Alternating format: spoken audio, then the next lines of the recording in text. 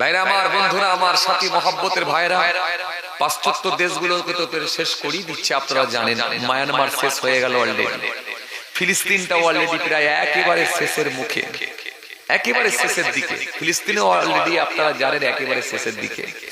আর হয়তো অল্প গুটি কতক মানুষ আছে সেখানে। লাখো লাখো মানুষকে একবারে নির্মম ভাবে হত্যা করে একেবারে সব, কার হাত নাই, কার পা নাই, কার মুন্ডু ধর আলাদা করে দেওয়া হয়েছে। লাখো লাখো মানুষকে হত্যা করা হয়েছে। যদিও অল্প গুটি কতক মুষ্টি কতক মানুষ বেঁচে থাকলেও তারাও হয়তো বিকলাঙ্গ হয়ে গেছে। তো ভাইরা আমার, বন্ধুরা আমার, ফিলিস্তিনি একেবারে শেষের দিকে চলে গেছে। আর অল্প গুটি কতক মানুষ হয়তো আছে। তো যাই হোক, রাসূলুল্লাহ ভবিষ্যৎবাণী করে দিয়ে গেছে, সেই দিকে কিন্তু আগিয়ে যাচ্ছে। পরিস্থিতি খুব ভালো নয়, খুব খারাপ দিকে যাচ্ছে। হয়তো আমরাই হয়তো চোখে দেখতে পাবো নাকি জানি না, আল্লাহু আলাম, আল্লাহই ভালো জানে। হয়তো গাজওয়াতুল হিন্দ এখান থেকে শুরু হতে পারে, আমার মনে হয় গাজওয়াতুল হিন্দ এখান থেকে শুরু হতে পারে। আমার মনে হচ্ছে তারই হয়তো সূচনা, শুরু। কারণ যেভাবে আগাচ্ছে পরিস্থিতি আরো ভয়ানক জায়গায় যাবে। একটা মানুষ তখন সহ্য করতে পারে কখন বলেন তো? রাস্তায় পেটালে সে সরে আসে, আরেকটু মারলে আরেকটু সরে আসে, আরেকটু মারলে আরেকটু সরে আসে, আরেকটু মারলে আরেকটু সরে আসে। যখন ঘরে ঢুকে পেটাবে তখন তো আর পালাবার কোনো জায়গা নাই, রাস্তা নাই। তখন আপনাকে হাত গুড়িয়ে নামতে হবে, এছাড়া আর কোনো দ্বিতীয় পথ নাই। তো যাই হোক, গণতান্ত্রিক পদ্ধতিতে আপনারা রাস্তায় নেমেছেন, রাস্তায় নামুন, প্রতিবাদ করুন, মিছিল মিটিং করুন, যেভাবে চলছে। আগামী 26 তারিখে আপনাদের জানা আছে, জি, মুসলিম পার্সোনাল ল বোর্ডের নেতৃত্বে ব্রিগেড সমাবেশের ডাক দেওয়া হয়েছে। স্বতঃস্ফূর্তভাবে সবাই যাওয়ার চেষ্টা করবেন ইনশাআল্লাহ। যাই হোক ভাইরা আমার, বন্ধুরা আমার, পরিস্থিতি খুব খারাপ। মিছিল মিটিং গুলো করছেন যেভাবে করতে হবে, এবং আমাদের উপর নেতৃত্ব যারা বলছেন যেভাবে বলছেন সেভাবে আমাদেরকে আগাতে হবে। কারণ আমরা সবসময় ভদ্রতার পরিচয় দেবো, নিশ্চয়ই আমরা দিচ্ছি, দেবো। আমরা মানবতার পরিচয় দেবো। আমাদের মধ্যে ঐক্য থাকবে, আমাদের মধ্যে ভালোবাসা থাকবে, আমাদের মধ্যে শিষ্টাচার থাকবে। যারা অশান্তির বাতাবরণ তৈরি করার চেষ্টা করছে তাদেরকে আমরা সবসময় ভালোবাসা দিয়ে যাব। তাদের সঙ্গে আমরা সব সময় মানবতা দেখাবো, তাদের সঙ্গে আমরা সব সময় অ্যাডজাস্ট করে চলার চেষ্টা করব। এটা আমরা কখনো করে আসছি, এখনো করে যাব। কারণ এই শিক্ষাটাই আমার নবী দিয়েছেন, তোমরা মানুষকে ভালোবাসো, মানুষকে ভালোবাসো। যে যে ধর্মেরই হোক না কেন, তোমরা মানুষকে ভালোবাসতে শিখো, মানুষকে ভালোবাসো। কেন? হুব্বুল ওয়াতানি মিনাল ঈমান, দেশ প্রেম হলো ঈমানের অঙ্গ। দেশকে ভালোবাসো। লা ইয়ারহামুল্লাহু মান লা ইয়ারহামুন নাস, আল্লাহ তার উপরে দয়া করে না যে মনুষ্য জাতির উপরে দয়া করে না। সুতরাং এখানে রাসূলুল্লাহ কোন কমিউনিটিকে উল্লেখ করে বলেননি, মনুষ্য জাতির কথা বলেছেন, মানুষের কথা বলেছেন। তোমরা মানুষকে ভালোবাসো। তাই মানুষকে ভালোবাসতে হবে।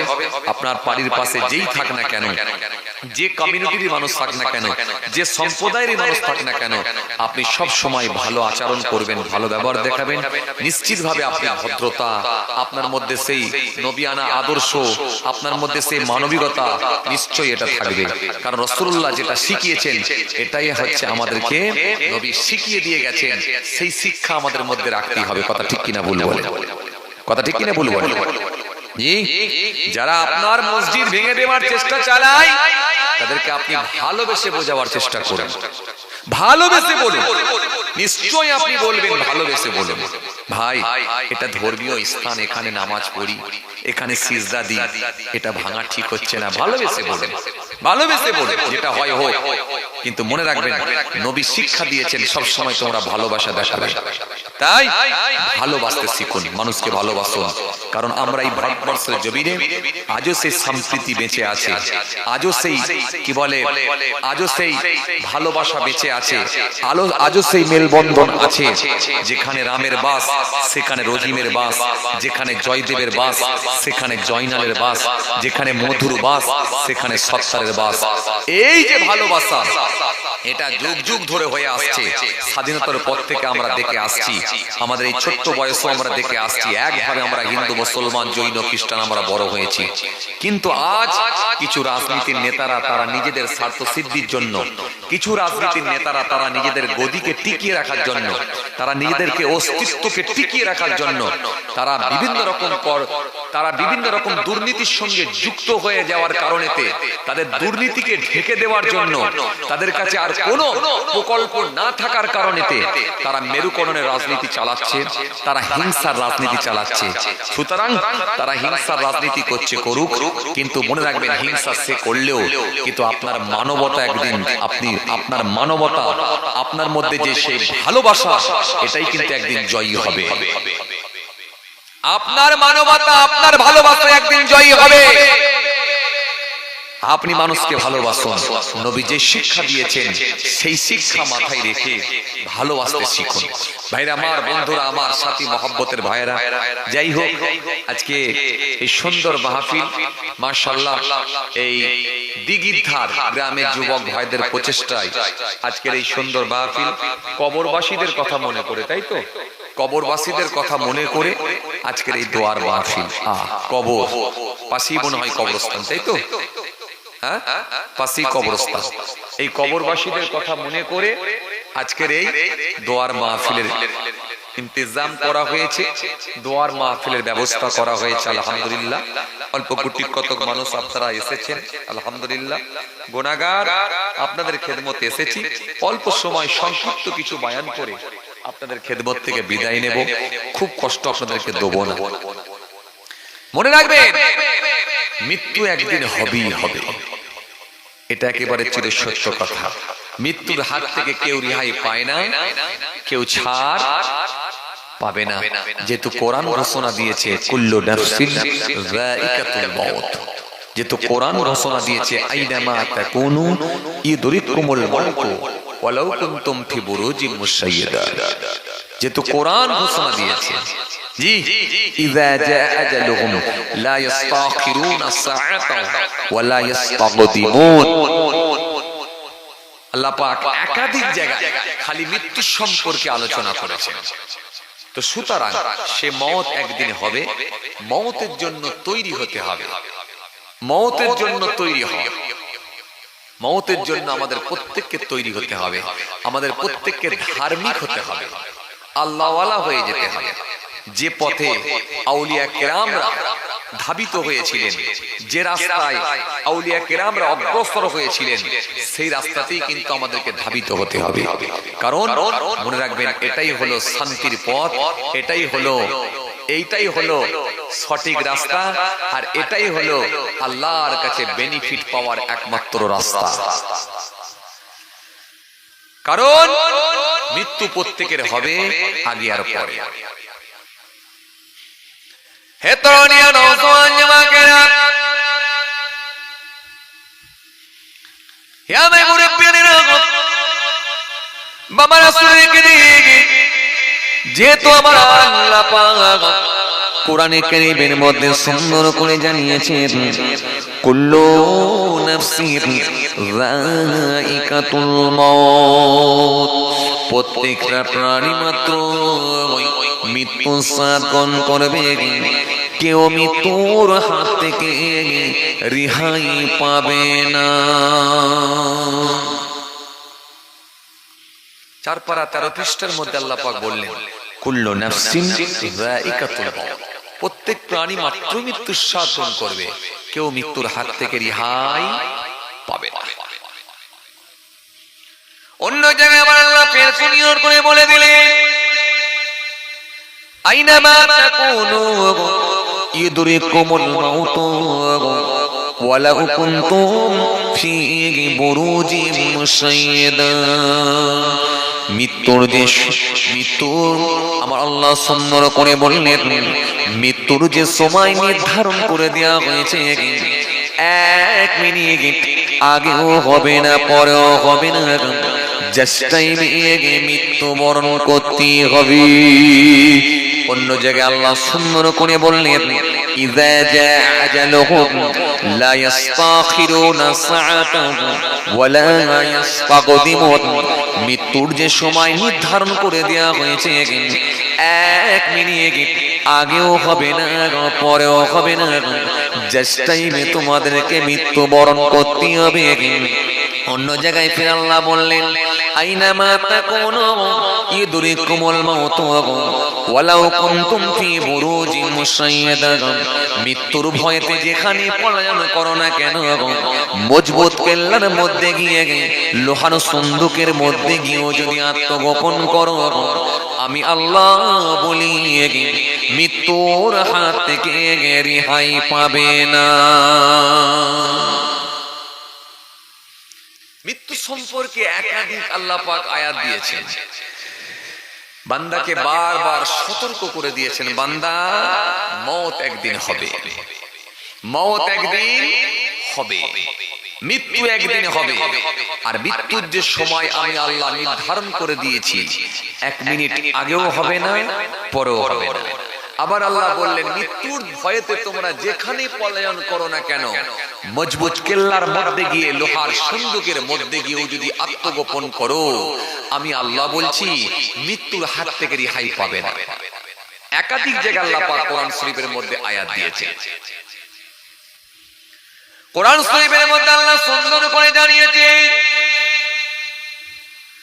কাইফা তাকফুরুনা বিল্লাহি وكنتم أمواتا فأحياكم ثم يميتكم ثم يحييكم ثم إليه ترجعون। আল্লাহ বলেন কেমন করে তোমরা আমার সঙ্গে নাশকরি করো, কেমন করে তোমরা আমাকে অস্বীকার করো, তোমরা তো ছিলে মৃত। কাইফা তাকফুরুনা বিল্লাহি ওয়াকুনতুম আমওয়াতা, তোমরা তো ছিলে মৃত, ওয়াকুনতুম আমওয়াতান ফাহিয়াকুম, আমি আল্লাহই তো তোমাদেরকে জিন্দা করেছি। তার মানে আমরা সবাই মৃত ছিলাম, আমরা সবাই মৃত ছিলাম। আপনারা বলবেন ভাইজান মৃত আবার কেমন করে হলাম? সব টাটকা জ্যান্ত অবস্থায় বসে আছি, আর আপনি বলছেন মৃত হয়ে গেছি। মৃত কেমন করেছিলাম? না না না, আমরা সকলেই কিন্তু মৃত ছিলাম। যদি বলেন কেমন করে, মনে রাখবেন আমাদেরকে আমার আল্লাহ বানাবার আগে আমাদেরকে আমার আল্লাহ রূহের জগতে রেখেছিলেন। কথা বলে না, আমরা রূহ হিসাবে ছিলাম। আমার আল্লাহ সেদিনে কিন্তু জিজ্ঞাসা করেছিলেন আলাস্তু বিরব্বিকুম, আমি কি তোমাদের রব নয়? আমি কি তোমাদের মালিক নয়? আমি কি তোমাদের স্রষ্টা নয়? আমি কি তোমাদের সৃষ্টিকর্তা নয়? আমরা সকলেই সমস্বরে উচ্চ আওয়াজে বলেছিলাম ক্বালু বালা, অবশ্যই আপনি আমাদের রব, আপনি আমাদের সব, আপনি আমাদের মালিক, আপনি আমাদের স্রষ্টা, আপনি আমাদের সৃষ্টিকর্তা। আমার আল্লাহ সেই সময় বললেন তাই যদি হয়ে থাকে তাহলে মনে রাখো আমি আল্লাহ এই পৃথিবীর জমিনে তোমাদেরকে প্রেরণ করব, এই পৃথিবীর জমিনে তোমাদেরকে প্রেরণ করব, সেখানে কিন্তু আমাকে যেন তোমরা ভুলে যেও না। তাই আমার আল্লাহ দয়া করে অল্প দিনের জিন্দেগি আমাদেরকে পৃথিবীর জমিনে প্রেরণ করেছেন, পাঠিয়েছেন। এই জন্য আমাদেরকে প্রথমে কিন্তু রূহের জগৎ আল্লাহ রেখেছিলেন। এখন বর্তমানে আমরা পৃথিবীর জমিনে আছি, এরপরে কবরের জগৎ, তারপরে হাসরের জগৎ। তার মানে এখনো আমাদেরকে দুটো দেখতে হবে, দুটো জায়গায় যেতে হবে, কবর তারপরে হাসর। আর আমাদের পূর্বপুরুষ যারা সব কবরে চলে গেছে, তারা আর একটা সেটা হচ্ছে হাসরের দিনের জন্য অপেক্ষায় আছে। কথা কিছু বুঝতে পারছেন? তার মানে আমাদের এখনো দুটো দেখতে হবে, আর তারা একটা দেখবে। আর যারা এখনো আসেনি তারা রূহের জগতও আছে, এখনো তিনটে দেখবে, দুনিয়া, কবর, আসর। সুতরাং এই জন্য আল্লাহ পাক রব্বুল আলামিন বললেন তোমরা সব ছিলে মৃত, ওয়াকুনতুম আমওয়াতান ফাহিয়াকুম,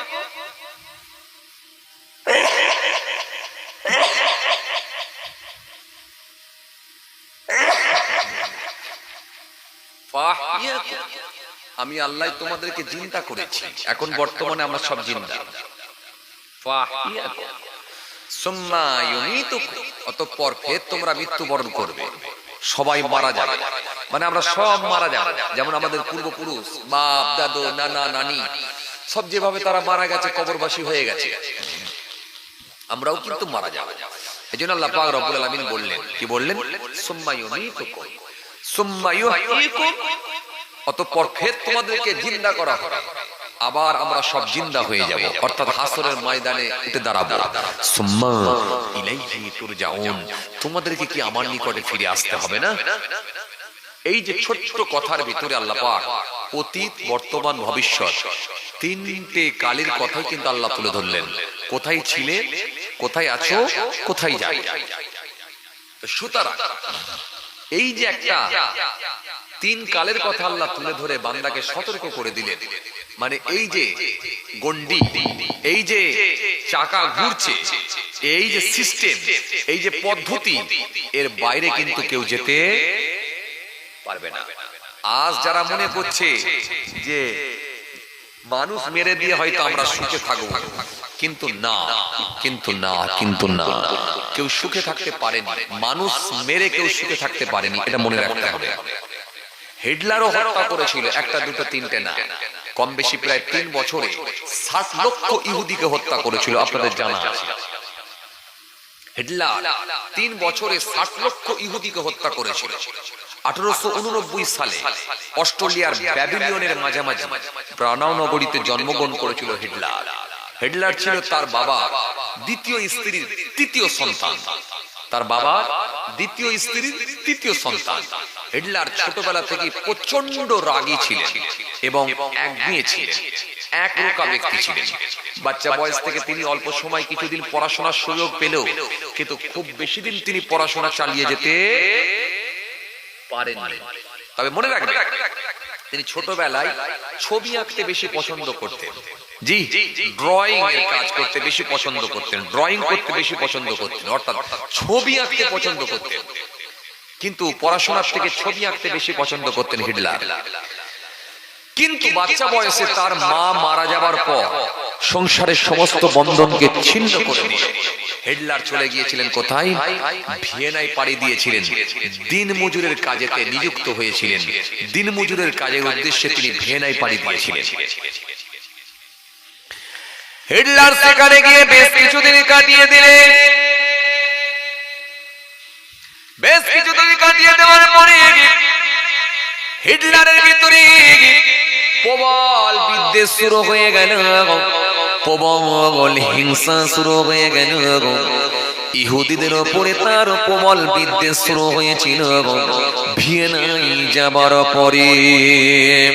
কিন্তু হিটলার জানতে পেরেছিলেন, বুঝতে পেরেছিলেন, এই পৃথিবীর জমিনে ইহুদি সম্প্রদায়ের মানুষের কোন সাধারণ মানুষকে কর্ম করে খেতে দেবে না। তাই তারা রাগান্বিত হয়ে হিটলার সেই সময় বলেছিল, আমি এই ইহুদিকে হত্যা করে দেব। হিটলার সেখান থেকে ফিরে এলেন মিউনিকে।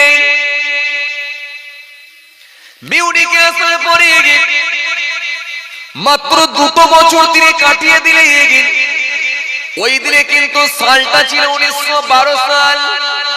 1912 সাল থেকে নিয়ে 1914 সাল পর্যন্ত মাত্র 2 বছর কাটালেন মিউনিকে গিয়ে। কিন্তু হিটলারের ভেতরে প্রবল বিদ্বেষ তৈরি হয়েছিল, কারণ তিনি বলতে লেগেছিলেন এই পৃথিবীর জমিনে ইহুদিরা সাধারণ মানুষকে কর্ম করে খেতে দেবে না, তাই যে কোনো ভাবে ইহুদি হত্যা করতে হবে, এটাই ছিল তার ইচ্ছা। 1914 সালে সে পৌঁছে গেল।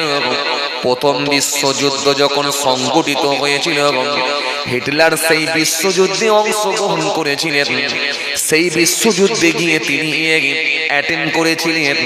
সেই বিশ্বযুদ্ধে তিনি অংশগ্রহণ করে সেই যুদ্ধে নিজেকে একজন সৈনিক বানিয়ে ফেলেছিলেন। এটাই ছিল রাজনীতির জগতে হিটলারের এখান থেকে সূচনা শুরু। হিটলার সেই দিন থেকে মনে রাখবেন রাজনীতির জগতে এখান থেকে তার ক্যারিয়ার শুরু হয়েছিল।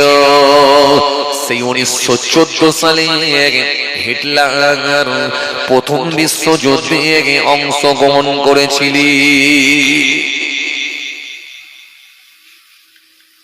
হিটলার প্রথম বিশ্বযুদ্ধে অংশগ্রহণ করে রাজনীতির জগতে জি হিটলার এটাই হলো তার সূচনা, তার শুরু। সে হিটলার জি তিনি তখন থেকে স্টার্ট করলেন রাজনীতির ক্যারিয়ার, সেখান থেকে শুরু হলো। সালটা ছিল 1914 সাল। 1914 সালে যেমন প্রথম বিশ্বযুদ্ধ হয়েছিল, আপনাদের জানা আছে এই যুদ্ধে প্রচুর মানুষ মারা গিয়েছিল। হিটলার সেখানে নিজের ক্যারিয়ার তৈরি করেছিলেন। হিটলার নিজেকে একজন বড় পপুলার বানিয়ে ফেলেছিলেন, বড় একজন তিনি নিজেকে লিডার বানিয়ে ফেলেছিলেন। আপনাদের জানা আছে জার্মানের জমিনে হিটলারের পরিচিতি অনেক বেড়ে গিয়েছিল। এইভাবে বহু বছর কেটে গেল। 1934 সাল হয়ে গেল। হিটলার সামরিক শক্তিকে কাজে লাগিয়ে দিয়ে হিটলার জার্মান দখল করে পাশ্চাত্য দেশগুলোকে দখল করার চেষ্টা চালিয়েছিলেন। ফলে হিটলার কি করেছিলেন, 1935 সালে একটা আইন তৈরি করেছিলেন। আইন তৈরি করে দেশের নাগরিকদেরকে দুটো ভাগে বিভক্ত করে দিয়েছিলেন। দেশের নাগরিকদেরকে দুটো ভাগে বিভক্ত করে দিয়েছিলেন, কারণ হিটলার চেয়েছিলেন দেশেতে একটা আমি ইহুদি রাখবো না। তাই তিনি থাকতে না পেরে দেশের নাগরিকদেরকে দুটো ভাগে বিভক্ত করার জন্য হিটলার একটা আইন তৈরি করেছিলেন। আইন তৈরি করে ইহুদিদের নাগরিকত্ব কেড়ে নিয়েছিলেন। ইহুদিরা দেশে থাকার অনুমতি পেলে কিন্তু তারা নাগরিকত্ব হারিয়ে ফেলেছিল। শুনছেন কিছু? আপনারা তো ঘুমাচ্ছেন। ঘুমান ঘুমান, টাইম হলে বুঝতে পারবেন। এনআরসি যখন হবে তখন উঠবেন। এখন ঘুমান, শোন ঘুমান। এখন দেরি আছে, এনআরসি এত তাড়াতাড়ি নয়। এখন ঘুমিয়ে কথা তো কিছু বুঝতে পারেননি, খালি ঘুমাচ্ছেন। ঘুমানোর টাইম তো এখন, ঘুমিয়ে যান না।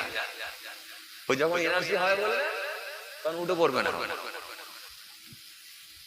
বুঝলেন? চাচা না হলে মুরব্বী লোক, ঠিক আছে ঘুমাচ্ছে, আপনি ঘুমাচ্ছেন তো ঘুমান। হিটলার কি করলো, দেশের নাগরিকদেরকে দুটো ভাগে বিভক্ত করে দিল। একটা আইন তৈরি করেছিল 1935 সালে। একটা আইন তৈরি করে দেশের নাগরিকদেরকে দুটো ভাগে বিভক্ত করলো, কারণ হিটলার চেয়েছিল এই দেশে একটা ইহুদি রাখবো না। সালটা ছিল 1935 সাল। তাই হিটলার সেই সময়তে কি করেছিল, ইহুদিদের নাগরিকত্ব কেড়ে নিয়েছিল। সে বলেছিল এ দেশে থাকার অনুমতি পাবে কিন্তু নাগরিকত্ব পাবে না। যেমন আজও মনে রাখবেন আমার দেশে তো কিন্তু চালানো হচ্ছে, থাকার অনুমতি পাবে।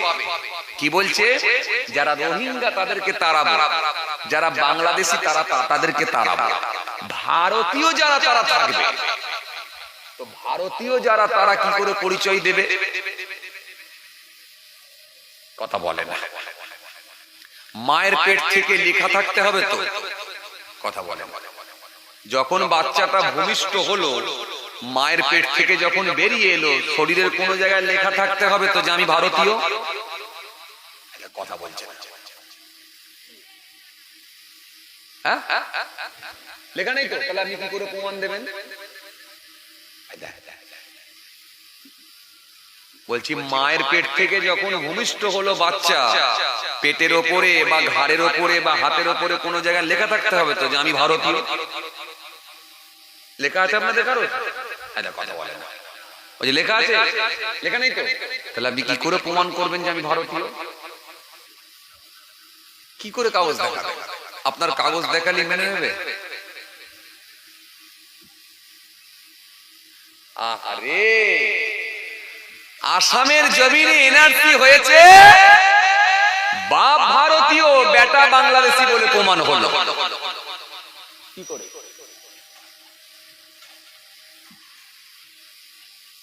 শোনেন বাবাজি আমার ভাইরা, ভুল বুঝবেন না, রাগ করবেন না। এটা হচ্ছে যাদের আইন যাদের হাতে করে নিয়ে বসে আছে, কলম যাদের হাতে আছে, তারা যেটা করবে সেটাই সিদ্ধান্ত মানতে হবে। যদি মনে করে ভারতীয় বলে লিখবো, ভারতীয় হবে। যদি বলে দেয় এটা হলো রোহিঙ্গা, তো রোহিঙ্গা হয়ে যাবে। আপনি আধার কার্ড, বার্থ সার্টিফিকেট, জন্ম certificate, ration card, voter card, আপনার স্কুল অ্যাডমিট যাই দেখেন না কেন, কোনোটাই কিন্তু মনে রাখবেন কার্যকারী হবে না। কোনোটাই কিন্তু মনে রাখবেন, যদি তারা মনে করে এই ডকুমেন্টস আমরা মানবো না, তাহলে আপনি কোনোভাবেই কিন্তু প্রমাণ করতে পারবেন না। আসামের জমিনে যে এনআরসি হয়েছিল আপনাদের জানা আছে। কোনোটাই আবার দেখা যাচ্ছে ভাব বিদেশি বলে প্রমাণ হয়েছে, কিন্তু ছেলে ভারতের নাগরিক বলে প্রমাণ হলো। শুধু যে আসামের জমিনে মুসলমানদের এনআরসি হয়েছে তা না, লাখ লাখ হিন্দু ভাইদেরকে এনআরসি করে ডিটেনশন ক্যাম্পে ঢুকিয়ে দিয়েছে। হাজারো হাজারো হিন্দু ভাই, মুসলমান ভাই সব দেখবেন ডিটেনশন ক্যাম্পে ঢুকে বসে আছে। কারণ এদের টার্গেট হচ্ছে একটাই, সেটা হলো নিম্ন বর্ণের বা নিম্ন শ্রেণীর মানুষদেরকে রাখবো না। রাজনীতিটা করব মুসলমানদেরকে নিয়ে, কিন্তু মনে রাখবেন নিম্ন শ্রেণীর মানুষদেরকে আমরা রাখবো। শিডিউল কাস্ট, শিডিউল ট্রাইব, যেগুলো নিম্ন বর্ণের মানুষ বা নিম্ন শ্রেণীর মানুষ, তাদেরকে এরা রাখবে। আপনি সোশ্যাল মিডিয়ায় দেখেন, আজকে আমি দেখছিলাম, আস্তে আস্তে দেখছিলাম, জি চুলের মুঠি ধরে টানছে, সেটা কিন্তু মুসলমান নয়। ওটা মুসলমান নয়, চুলের মুঠি ধরে টানছে, ঘিচড়ে ঘিচড়ে যাচ্ছে, ওটা মুসলমান নয়। ওটা হলো নিম্ন বর্ণের মানুষ বা নিম্ন শ্রেণীর মানুষ, যার কারণে এই শিডিউল কাস্ট, যার কারণে এদেরকে কিন্তু মনে রাখবেন বাবাজি আমার ভাইরা, এদেরকেও কিন্তু এদের টার্গেট কিন্তু রাখবো না। এরা আসলে কিন্তু নিজেদের ক্ষমতা চালানোর জন্যই এটা হচ্ছে একটা শুধুমাত্র মাধ্যম। নিজেরা শুধুমাত্র ক্ষমতাকে টিকিয়ে রাখবো আর রাজ করব আমরা, যা বলবো সেটাই মানতে হবে। ভাইরা আমার, বন্ধুরা আমার, সাথী মহব্বতের ভাইরা, এই জন্য সব মিলিয়ে মনে রাখবেন। আজকে দেখুন জি, শিখ সম্প্রদায়ের মানুষ যারা, পাঞ্জাবি যারা, তারাও রাস্তায় নেমেছে। কারণ পাঞ্জাবিরাও জানে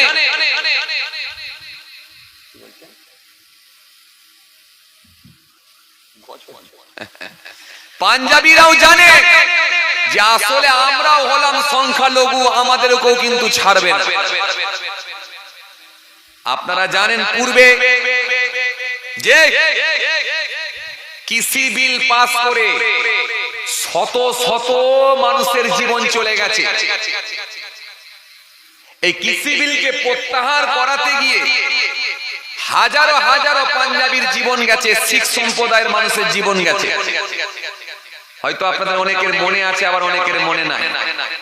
দিল্লির রাজপথে যেভাবে তারা আন্দোলন চালিয়েছিল, ট্রাক্টর নিয়ে আন্দোলন চলছে, মনে আছে আপনাদের?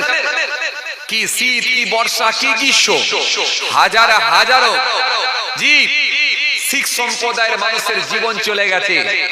জি, সেই মানুষগুলো বুঝতে পেরেছে যে আসলে এরা কিন্তু কারোরই দরদি নয়। কিন্তু এরপরও কিছু মানুষ তারা সমস্ত অন্যায়কে মেনে নিচ্ছে। গ্যাসের দাম যখন বেড়ে যাচ্ছে, সমস্যা নাই। চাকরি পাচ্ছে না মানুষ, সমস্যা নাই। শিল্প হচ্ছে না, সমস্যা নাই। মানুষ ব্যবসা করে খেতে পাচ্ছে না, সমস্যা নাই। গরিবের ওপরে নির্যাতন করছে, সমস্যা নাই। খালি একটাই কথা, সেটা হচ্ছে একটাই কথা, একটাই কথা, যে কোনো ভাবে রাখলে তাহলে মনে রাখবেন বাবাজি আমার ভাইরা, হয়তো আগামী দিন ভালো হবে, এই চিন্তা করছি।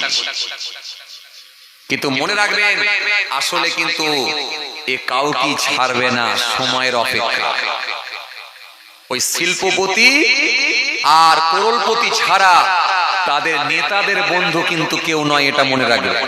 আপনি গরিব মানুষ, খেটে খাওয়া মানুষ কখনো নেতাদের বন্ধু হতে পারবেন না। ভাইরা আমার, বন্ধুরা আমার, সাথী মহব্বতের ভাইরা, যে কথা আপনাদের বোঝাতে চাইছিলাম, হিটলার সেই সময় নাগরিকত্ব কেড়ে নিয়েছিল কাদের? জি, কাদের কেড়ে নিয়েছিল? ইহুদি সম্প্রদায়ের মানুষদের নাগরিকত্ব কেড়ে নিয়েছিল, তারা নাগরিকত্ব হারিয়ে ফেলেছিল।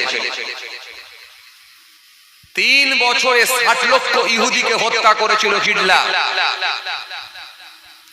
60 লক্ষ ইহুদিকে হত্যা করার পর মানবাধিকার কর্মীরা জিজ্ঞাসা করেছিল, স্যার একটু বলবেন আপনি নিরপরাধ এই সাধারণ নৃশংস ভাবে কেন সাধারণ মানুষগুলোকে হত্যা করছেন, ইহুদিদেরকে কেন হত্যা করছেন, এই নিরপরাধ মানুষগুলোকে কেন মারছেন, নৃশংস ভাবে কেন হত্যা করছেন? সেই সময় হিটলার বলেছিল, শোনো, আমি 60 লক্ষ ইহুদিকে হত্যা করতে পেরেছি, এখনো কিন্তু 10 লক্ষ ইহুদিকে হত্যা করতে পারি। আর এই 10 লক্ষ ইহুদি যদি হত্যা না করতে পারি, তাহলে একদিন কিন্তু এই 10 লক্ষ ইহুদিরাই কিন্তু জানিয়ে দেবে মানুষকে যে ইহুদিরা মানুষের জন্য কত ক্ষতিকারক। এটা হিটলার কোন অ্যাঙ্গেলে বলেছিল আমার জানা নাই, কোন অ্যাঙ্গেলে বলেছিল আমার জানা নাই। তবে আমার মনে হয় সত্যি হিটলার যদি বলে থাকে, এই কথাটা কিন্তু মনে রাখবেন, সাপোর্ট করতে আমরা বাধ্য হই। কারণ আমরা জানি সেই ফিলিস্তিনের মুসলমানেরা যারা এক সময় ইসরায়েলকে জায়গা দিয়েছিল, যখন অর্ধ উলঙ্গ অবস্থায় এসে ফিলিস্তিনের জমিনে যখন একটু তারা আশ্রয় চেয়েছিল, তারা একটু বস্ত্র চেয়েছিল, তারা বাসস্থানের জায়গা চেয়েছিল। কারণ আমাদের রাসূল শিখিয়ে দিয়ে গেছেন, বস্ত্রহারা ব্যক্তিকে তোমরা বস্ত্র দাও, আর তোমরা যার যে গৃহহীন হয়ে পড়েছে তাকে একটু থাকার ব্যবস্থা করে দাও, ক্ষুধার্ত ব্যক্তিকে অন্ন তুলে দাও, খাবার তুলে দাও। এই শিক্ষাটা আমাদের রাসূলুল্লাহ দিয়ে গেছেন। তাই সেই দিনে মনে রাখবেন বাবাজি আমার ভাইরা, সেই দিনে কিন্তু ফিলিস্তিনের মুসলমানেরা, জি, তাই আমাদের নবীর কথা মনে রেখে তাই ইসরায়েলকে থাকার ব্যবস্থা দিয়েছিল, বাসস্থানের ব্যবস্থা করে দিয়েছিল, থাকার জায়গা করে দিয়েছিল, বস্ত্রের ব্যবস্থা করে দিয়েছিল। আজ সেই ইসরায়েল আস্তে আস্তে নিজেদের ক্ষমতা বাড়িয়ে, নিজেদের আধিপত্য বাড়িয়ে, পাশ্চাত্য দেশের সহযোগিতাকে কাজে লাগিয়ে, আমেরিকার সহযোগিতা নিয়ে এবং পাশ্চাত্য দেশের সহযোগিতা নিয়ে সেই ইসরায়েল জি ব্যবসা বাণিজ্য করে আজকে প্রচুর সম্পত্তির মালিক হয়ে যাবার পর আজকে নিরপরাধ সেই ফিলিস্তিনের কচি কচি বাচ্চাগুলোকে পর্যন্ত ছাড়ে না। ছোট ছোট বাচ্চা, কচি কচি বাচ্চা, 6 মাস 8 মাসের বাচ্চা, আহারে দেখলে চোখ দিয়ে পানি বার হয়ে যায়। এরা কি অপরাধ করেছে?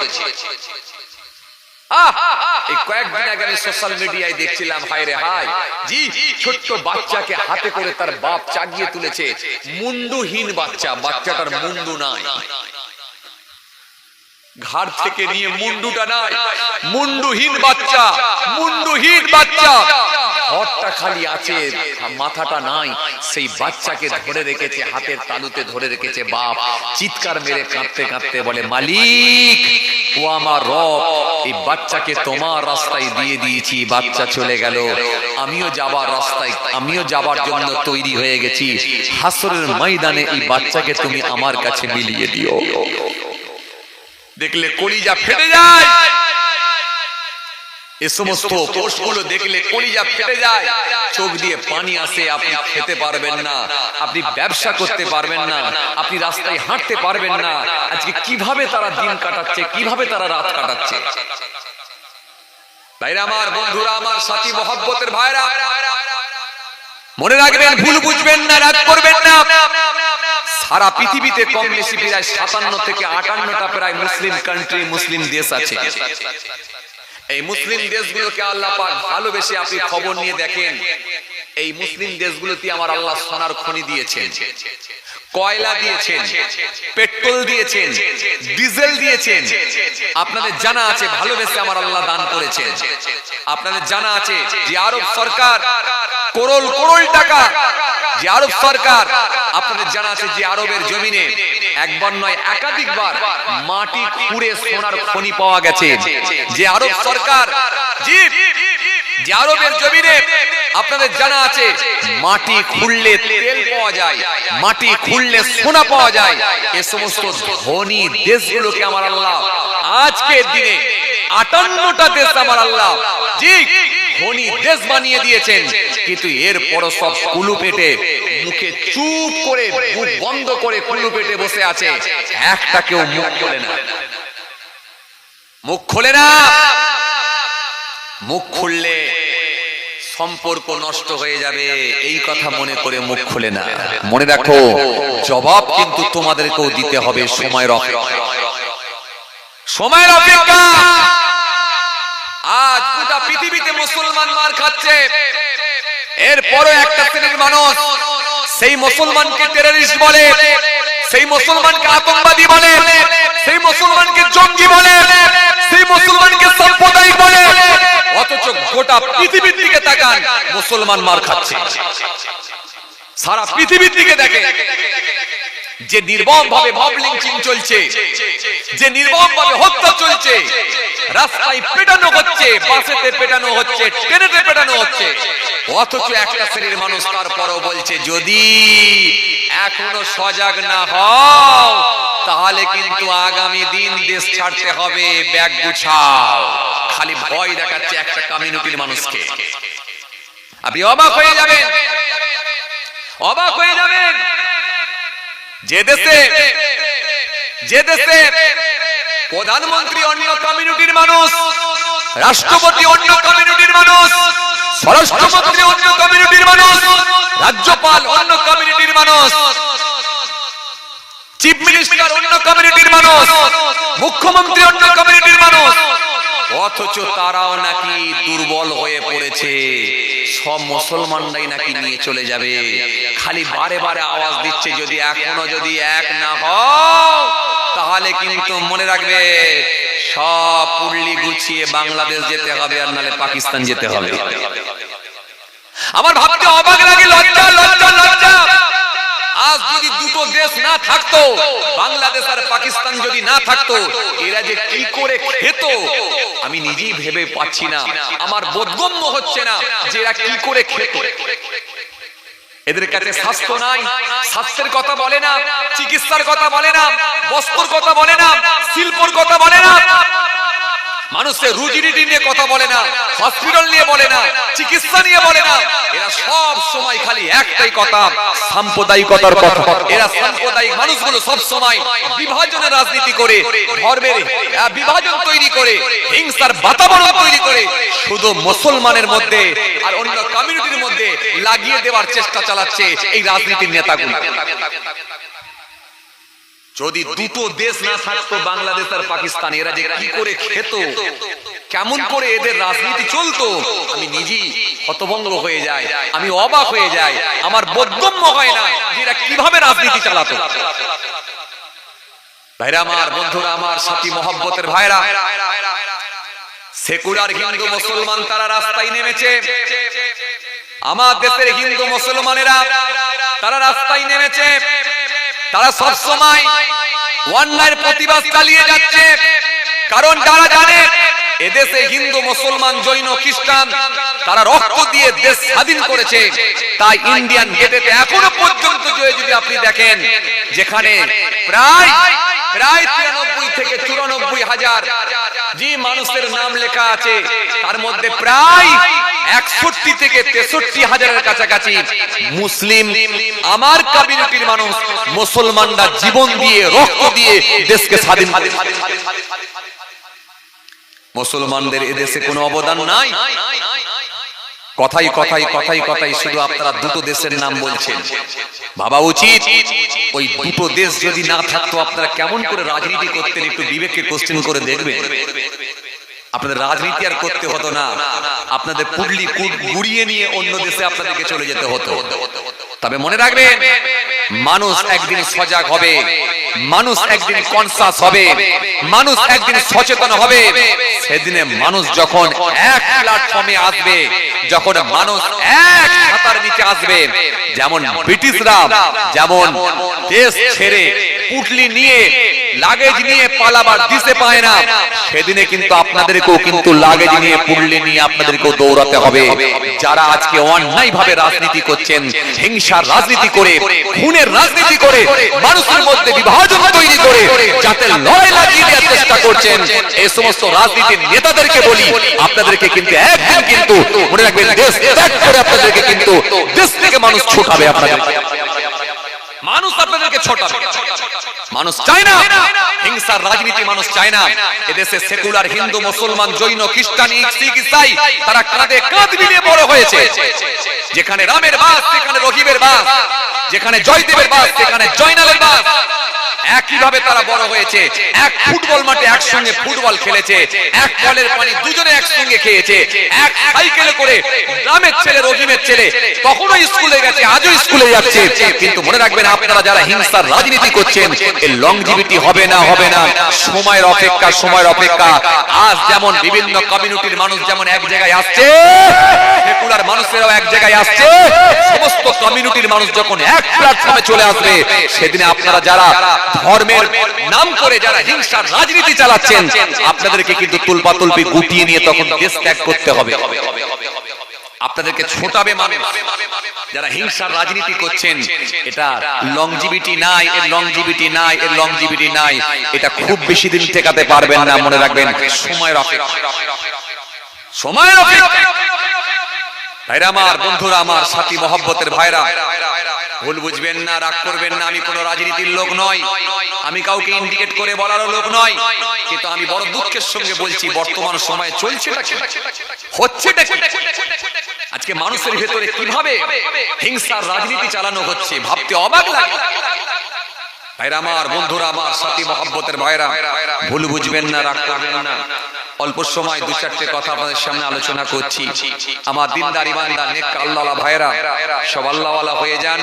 জি, সব আল্লাহওয়ালা হয়ে যান, ইমানদার হয়ে যান। মানুষকে ভালোবাসুন, মানুষকে ভালোবাসা শিখিয়েছে আমার রাসূলুল্লাহ। এই শিক্ষাটা আমার নবী দিয়ে গেছেন, তুমি মানুষকে ভালোবাসো। রাসূল শিখিয়েছেন, तुम्हारी मजहबी आजादी रहेगी, खून की फिदिया बदस्तूर कायम रहेगा, मुल्क की हिफाजत के लिए हर काम शामिल रहेंगे। নবী এই কথা শিখিয়েছেন। মদিনার ইহুদিদের কাছে গিয়ে নবী এই বার্তা দিয়েছেন, তোমরা তোমাদের ধর্ম পালনের পূর্ণ স্বাধীনতা থাকবে, ধর্ম নিয়ে কোনো আমাদের মধ্যে মনোমালিন্য হতে পারে না। এই শিক্ষাটা আমার নবী দিয়েছেন। আর কি, আমার দলের মানুষ যদি অন্যায় ভাবে যদি তোমার দলের মানুষকে যদি হত্যা করে, আমি রাসূলুল্লাহ দাঁড়িয়ে থেকে আমার দলের মানুষকে হত্যা করিয়ে দেব, যদি অন্যায় ভাবে হয়ে থাকে। আর কি, দেশকে বাঁচানোর জন্য, মুলুককে হেফাজত কে লিয়ে আর কম শামিল रहेंगे, দেশকে বাঁচানোর জন্য, দেশকে বাঁচানোর জন্য, আমার কান্ট্রিকে বাঁচানোর জন্য, দেশকে বাঁচানোর জন্য আমরা জাতি, ধর্ম, বর্ণ নির্বিশেষে সকলেই আমরা এক প্ল্যাটফর্মে আসবো, সকলেই আমরা এক ছাতার নিচে আসবো। কেন? হুব্বুল ওয়াতানি মিনাল ঈমান, দেশ প্রেম হলো ঈমানের অঙ্গ, দেশকে ভালোবাসা হলো ঈমানের অঙ্গ। জোরে বলতে পারেন না সুবহানাল্লাহ? এই শিক্ষাটা মুহাম্মদ রাসূলুল্লাহ তিনি ১৫০০ বছর আগে দিয়ে গেছে। কথা কিছু বুঝে আসছে বাবাজি আমার ভাইরা? আজ ভাবতে অবাক লাগে, কিছু মানুষ তারা আগুন নিয়ে খেলছে, আগুন নিয়ে খেলছে, আগুন নিয়ে খেলছে, খালি মনে মনে ভাবছে সব পুলিশ দিয়ে প্রশাসন দিয়ে ঠিক করবো। বাবু, ঠিক করতে পারবে না, পুলিশ প্রশাসন দিয়ে ঠিক করতে পারবে না। যে আগুন নিয়ে খেলছো, এই আগুনে কিন্তু তোমরা নেতারাই মনে রাখো জ্বলে পুড়ে শেষ হয়ে যাবে। মানুষ যখন খেপে যাবে, মানুষ যখন রাস্তায় নামবে, তোমরা প্রশাসন ঠেকিয়েও কাজ করতে পারবে না, মনে রাখো। কেন? আমাদের পূর্বপুরুষ সব বদর দেখা মানুষ, উহুদ দেখা মানুষ, খন্দক দেখা মানুষ, মুতা দেখা মানুষ, কারবালা দেখা মানুষ। মনে রাখবে, যেদিনে নেমে যাবে রাস্তায়, সেদিনে কিন্তু তোমরা প্রশাসন দিয়েও ঠেকাতে পারবে না, মনে রাখো। এই জন্য অন্যায় করবেন না, আগুন নিয়ে খেলবেন না, হিংসার রাজনীতি চালাবেন না। মানুষকে সবসময় সম্প্রীতির বার্তা দেন, ভালোবাসার বার্তা দেন, মানুষের মধ্যে আদর্শ, রামকৃষ্ণের আদর্শ আপনার ভেতরে নিয়ে আসার চেষ্টা করুন। শ্রী রামকৃষ্ণ যে কথা বলে গেছেন, রবীন্দ্রনাথ ঠাকুর যে কথা বলে গেছেন, তিনি রাখি পরিয়ে দিয়ে হিন্দু মুসলমানের মধ্যে সম্প্রীতি বাড়িয়ে দিয়ে গেছেন। কবি নজরুল ইসলাম বলে দিয়ে গেছেন, মোরা একদিন দে দুইটা কুসুম, হিন্দু মুসলমান, মুসলিম তার নয়নমণি, হিন্দু তাহার প্রাণ। এই শিক্ষা বড় বড় মনীষীরা দিয়ে গেছেন। আপনি কোথায় ছিলেন এতদিন? আপনাদেরকে তো খুঁজেই পাওয়া যেত না। 3 দিন রাজনীতি করতে এসে বড় বড় কথা বলছেন না? 3 দিন রাজনীতি করতে এসে প্রতিবেশী মানুষদের মধ্যে হিংসা লাগিয়ে দিয়ে চলে যাচ্ছেন না? মনে রাখবেন, আপনি 3 দিন রাজনীতি করতে এসেছেন, হয়তো আর 2 বছর থাকবেন, তারপরে চলে যাবেন, কিন্তু আমার প্রতিবেশী ভাই সে কিন্তু রয়ে যাবে। যেখানে রাম ভাই আছে, পাশে রহিম ভাই আছে।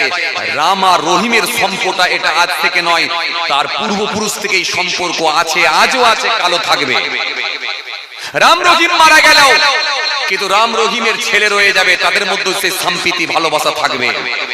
মনে রাখবেন, আপনি হিংসার রাজনীতি করে যাবেন না, আগুন নিয়ে খেলবেন না।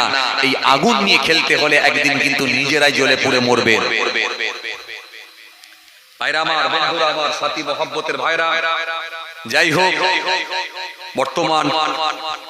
বর্তমান সিচুয়েশনের দিকে লক্ষ্য করে আমি আপনাদের সামনে 2-4টে কথা বললাম। সম্প্রীতি বাড়িয়ে দেবেন, হিন্দু মুসলমান মিলেমিশে বসবাস করবেন, হিন্দু মুসলমান কাঁধে কাঁধ মিলিয়ে চলবেন। যত রাজনীতির নেতারা ফাটল ধরাবার চেষ্টা করবে, আপনাদের মধ্যে তত ভালোবাসা বাড়াতে হবে। আপনাদের ভালোবাসা বেড়ে যাওয়া মানেই তাদের পতন। কারণ আপনি জানেন না, তারা শুধু এই নিয়ে রাজনীতি করছে। তারা আপনাদের কাছে কোনো সময় উন্নয়ন নিয়ে রাজনীতি করবে না, তারা আপনার নিয়ে প্রকল্পের ব্যবস্থা করবে না, কোনো উন্নয়ন নিয়ে বলবে না। সর্বসময় খালি হিংসার রাজনীতি চালিয়ে যাচ্ছে। এই হিংসার রাজনীতি করলে তাদের থেকে দূরে থাকুন, তাদের থেকে দূরে থাকুন, তাদের থেকে বিমুখ হয়ে যান, তাদের থেকে দূরে থাকুন। যারা হিংসার রাজনীতি করবে তাদেরকে এলাকা ছাড়া করে দেন। ভাইরা আমার, বন্ধুরা আমার, সাথী মহব্বতের ভাইরা, যাই হোক, কিছু সময় আপনাদের সামনে আলোচনা করলাম। গুনাহগার আপনাদের খেদমত থেকে অল্প সময় বিদায় নেব। যে কথা আপনাদের বোঝাতে চাইছিলাম, যে কবরস্থানের ওয়াজ আপনারা বলছিলেন গোরবাসীদের কথা মনে করে, সেই ওয়াজই করতে করতে আমি এতদূর চলে আসছিলাম। তো যাই হোক, আবার ফিরে যাচ্ছি। তো মহান আল্লাহ পাক বললেন যে মৃত্যুর হাত থেকে তোমরা কেউ রেহাই পাবে না। এই জন্য এটা আমরা নিশ্চিত ভাবে বিশ্বাস করেছি, মৃত্যুর হাত থেকে কেউ রেহাই পাবে না। আগে আর পরে, সময়ের অপেক্ষায়। কথা ঠিক কিনা ভুল বলেন? সময়ের অপেক্ষা। মওত একদিন হবেই, আগে আর পরে। কেউ মৃত্যুর হাত থেকে রেহাই পায় না, ছাড় পায় না, পাবে না, পাবে না। কেউ ছাড় পায় না, পাবে না। মওত একদিন হবেই হবে, খালি সময়ের অপেক্ষা। জি, এই জন্য বাবাজি আমার মায়েরা, মৃত্যু তো হবে, কিন্তু মনে রাখে, মৃত্যুর জন্য যে ব্যক্তিটা পৃথিবীর জমিনে তৈরি হতে পেরেছে, যার মধ্যে নামাজ আছে, যার মধ্যে রোজা আছে, যার মধ্যে দ্বীন আছে, শরীয়ত আছে, আল্লাহ আল্লাহ রাসূলের বিধানকে যে মেনে নিয়ে আল্লাহর প্রকৃত মুমিন বান্দা হতে পেরেছে, এই ব্যক্তিগুলোর জন্য মারহাবা মারহাবা মারহাবা। এর কবি তুলসীরাম দাস বললেন, তুলসী জব জগ মে আয়ে तुम रहे जग हंसे ऐसी करनी कर चलो तुम हंसो जग रहे।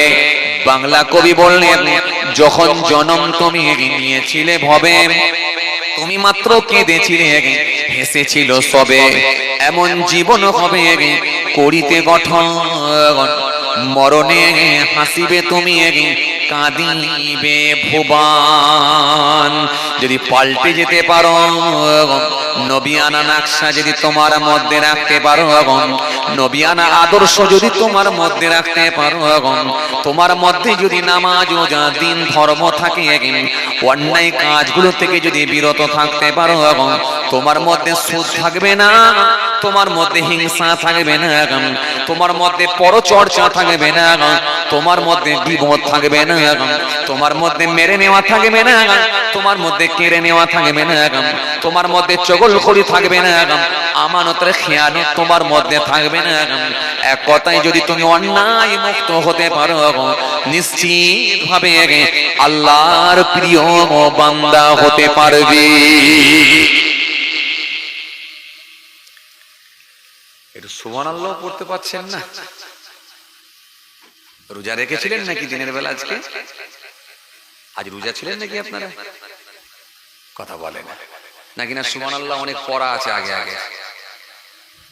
কিছু একটা বলেন।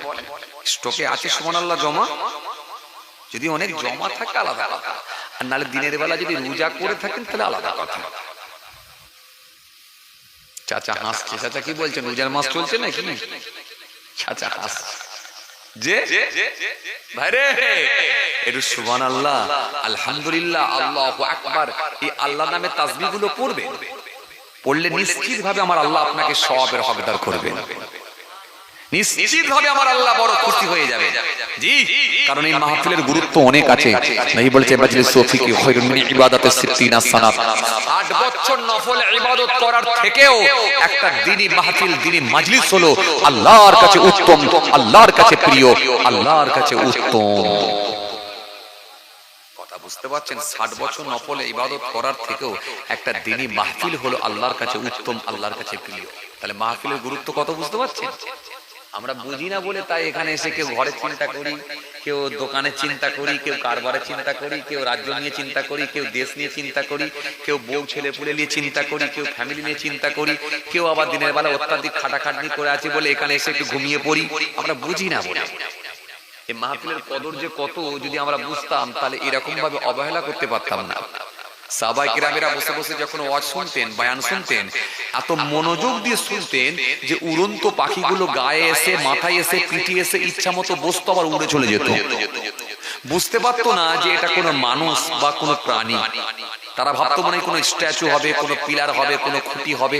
এই পিলারের উপরে বসেছি, এসে বসছে আবার উড়ে যাচ্ছে। বুঝতে পারছে না যে এটা কোনো মানুষ। কি মনোযোগ ছিল বুঝতে পারছেন? জি ভাইরা আমার, বন্ধুরা আমার, সাথী মহব্বতের ভাইরা, পীরের আওলাদকে ভালোবেসে নিয়ে এসেছেন। আপনাদের এলাকায় মাঝে মাঝেই আসি, আলহামদুলিল্লাহ। পীরের আওলাদ হিসাবে এসেছি। ছোট হুজুর কেবলার নাতি, ফুরফুরা শরীফ, পীরনগর হুজুর পীর কেবলার পৌত্র, পীরনগরী হুজুর কেবলার পৌত্র, ছেলের ছেলে, পোতা পৌত্র, এদিকে নাতি, আপনাদের ছেলে, আপনাদের ভাই। কিছু সময় আলোচনা করলাম। ভাইরা আমার, বন্ধুরা আমার, সাথী মহব্বতের ভাইরা, অল্প সময় সংক্ষিপ্ত কিছু আলোচনা করছি। ভাইরা আমার, বাবাজি আমার, তো যে কথা আপনাদের বোঝাতে চাইছিলাম, জি যে কথা আপনাদের বলতে চাইছিলাম, আল্লাহওয়ালা মানুষ যারা হয়ে গেছেন তাদের সঙ্গে কানেক্ট, সম্পর্ক, ট্রানজাকশন স্বয়ং আল্লাহ নিজের হয়ে গেছে। আল্লাহ বলেছেন তুমি যদি আমার হয়ে যাও, আমি আল্লাহ কথা দিচ্ছি তোমার হয়ে যাব, তোমার হয়ে যাব। ফাজকুরুনি আযকুরকুম, বান্দা আমাকে স্মরণ কর, ডাক, আমি আল্লাহ কথা দিচ্ছি তোদেরকে স্মরণ করব। ওয়াস্তাঈনু বিস-সাবরি ওয়াস-সালাহ, মানে তোমরা ধৈর্য, সবর, ওয়াস-সালাহ, নামাজের মাধ্যমে আমার দরবারে দোয়া করো। আমি আল্লাহ কথা দিচ্ছি তোমার দরখাস্ত, তোমার দোয়াকে আমি আল্লাহ কবুল করে নেব। কথা বুঝে আসছে বাবাজি আমার ভাইরা? আসেন, ভুল বুঝবেন না, রাগ করবেন না। তো কি বোঝাতে চাইছিলাম, মরতে আমাদের হবে। মরণের জন্য তৈরি যারা হতে পেরেছে ওই ব্যক্তিটাই গেনার, ওই ব্যক্তিটাই সাকসেসফুল। আসুন শেষে আপনাদের সামনে একটা হাদিস দিয়ে যাচ্ছি, পারলে এই হাদিসটা একটু আমল করার চেষ্টা করবেন।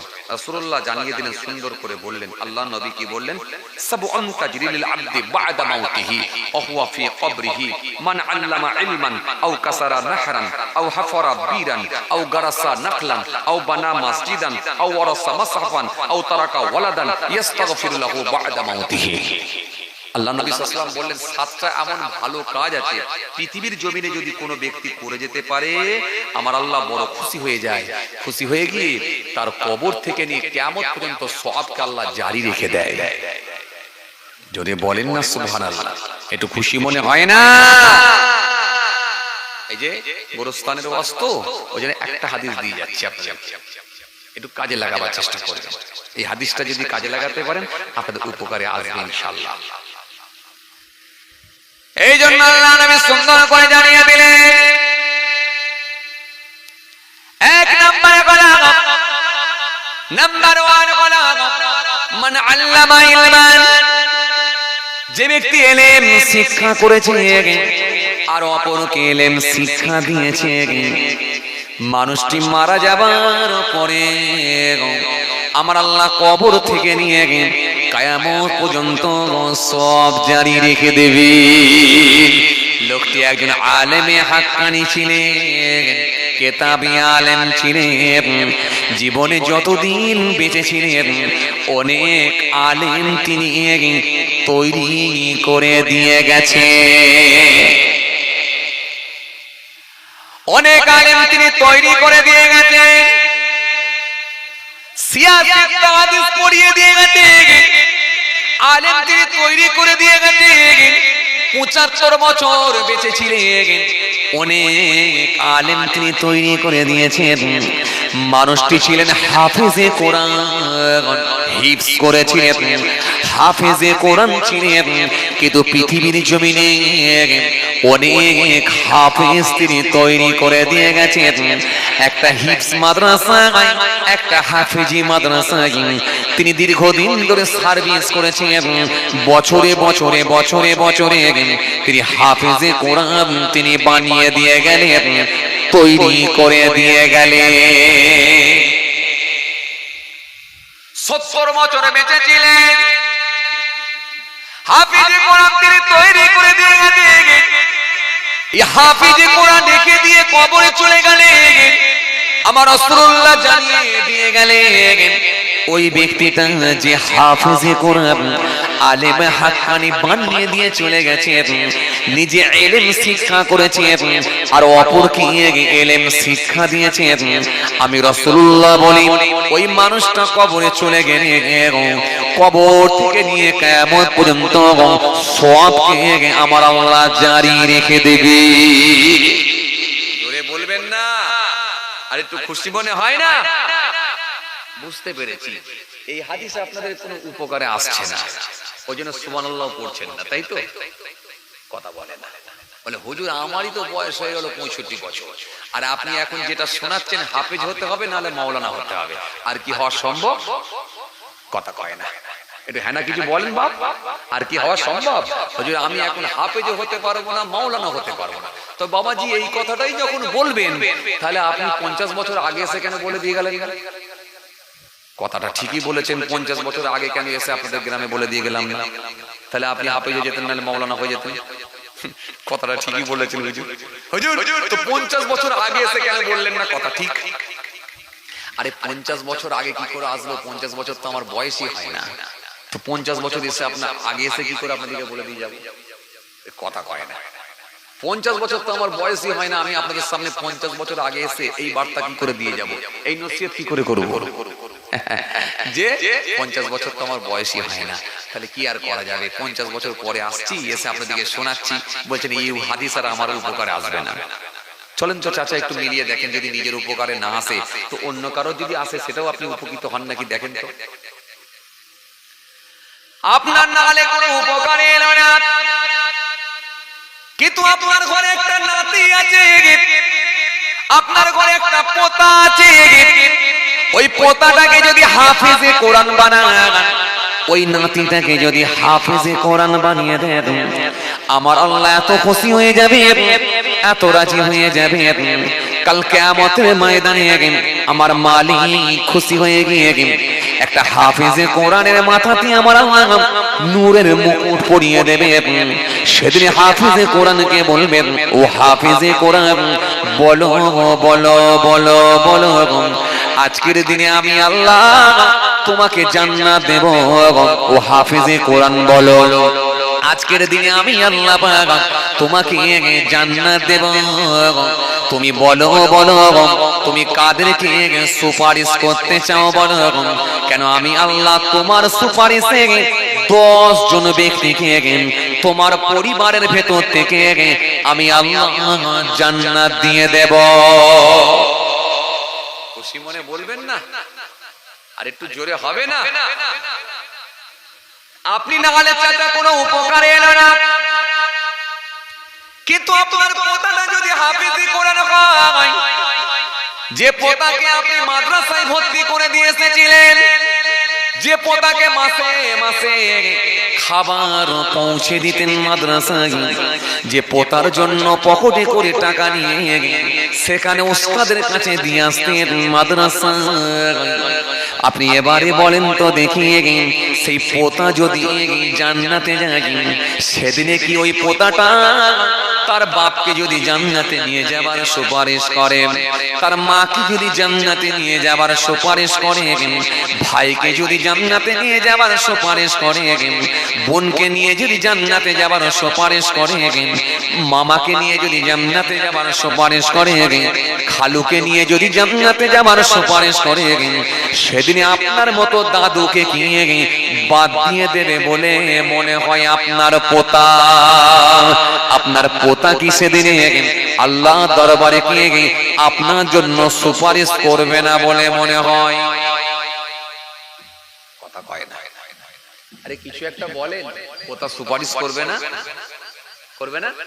10 জনের ভেতরে কি আপনার নাম থাকবে না বলে মনে হয়? ইনশাআল্লাহ থাকবে। ঘাবড়াচ্ছেন কেন? তাহলে আপনি নিজে হাফেজ না হতে পারলেও, আপনি নিজে আলেম না হতে পারলেও, কিন্তু আপনার পোতাকে করেছেন হাফেজ মাওলানা, তাতেও তো আপনি গেনার। কথা বলেন, কি কথা বলেন ঠিক কি না?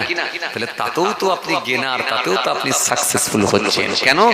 আপনার পোতা হাফেজ হয়েছে, পোতা মাওলানা হয়েছে, তারপরেও কিন্তু আপনি আল্লাহ দরবারে তার সুপারিশে আমার মালিক যদি রাজি হয়, ইনশাআল্লাহ আল্লাহর জান্নাত পেয়ে যাবে। তাহলে মন খারাপের কোনো দরকার নাই। আপনি আপনার পোতাকে মাদ্রাসায় দিয়েছেন, তার মানে আপনি গেনার, সাকসেসফুল। টেনশন নেওয়ার কোনো দরকার নাই। এই জন্য আমার নবী সুন্দর করে বলেন, মান আল্লামা ইলমান আও কাসারা নাহরান আও হাফারা বীরান আও গারাসা নাখলান। রাসূল সুন্দর করে বললেন, মান আল্লামা ইলমান আও কাসারা নাহরান। রাসূলুল্লাহ সুন্দর করে জানিয়ে দিলেন, পৃথিবীর জমিনে যদি কোনো ব্যক্তি একটা নদী কেটে দিতে পারে, নদী, নদী, আপনারা কি নদী কাটতে পারবেন বলে মনে হয়? কথা কয় না। পারবেন কাটতে? হ্যাঁ, কথা কয় না। যে পারবেন, নিজে না পারলে অন্য কাউকে দিয়ে পারবেন? পয়সা দিয়ে কাউকে নদী কাটাতে পারবেন? যে আমি পয়সা দিয়ে যাবো, তুই একটা নদী কাট। আপনাদের পাশাপাশি বসিরহাট নদী তো নাকি? হ্যাঁ, বসিরহাট নদী। জি, এই নিজের আপনি একটা যদি বসিরহাট নদীর মতো নদী কেটে দিতে পারেন, তাহলে নবী বলছে এতেও কিন্তু সওয়াবের হকদার হবে। তো নদী কাটাটা কি সম্ভব হবে বলে মনে হচ্ছে? হ্যাঁ, হবে না। নদী যদি না কাটতে পারেন টেনশন নাই। দেখেন তো এর ভেতর থেকে কোনটা নেওয়া যায়। যদি একটা এর ভেতর থেকে নিয়ে নিতে পারেন, নিশ্চিত ভাবে আপনি উপকৃত হবেন। কেন? মনে রাখবেন, মানুষ যখন মারা যায় তার ভালো দিকটাও বন্ধ হয়ে যায় আর মন্দের দিকটাও বন্ধ হয়ে যায়। একটা লোক যেমন নামাজ পড়তে পারে না, একটা লোক যেমন নামাজ পড়তে পারে না, রোজা রাখতে পারে না, হজ করতে পারে না, যাকাত দিতে পারে না, তাসবিহ পড়তে পারে না, দান করতে পারে না, যেহেতু সে এখন মারা গেছে। মারা গেলে পারবে দান করতে? কথা কয় না। দান করতে পারবে? আরে যে মরেছে সে দান করতে পারবে? পারবে না। যে মরে গেছে সে হজ করতে পারবে? সে নামাজ পড়তে পারবে? পারবে না। তাহলে ভালো দিকটাও বন্ধ হয়ে যায়, সে পারে না।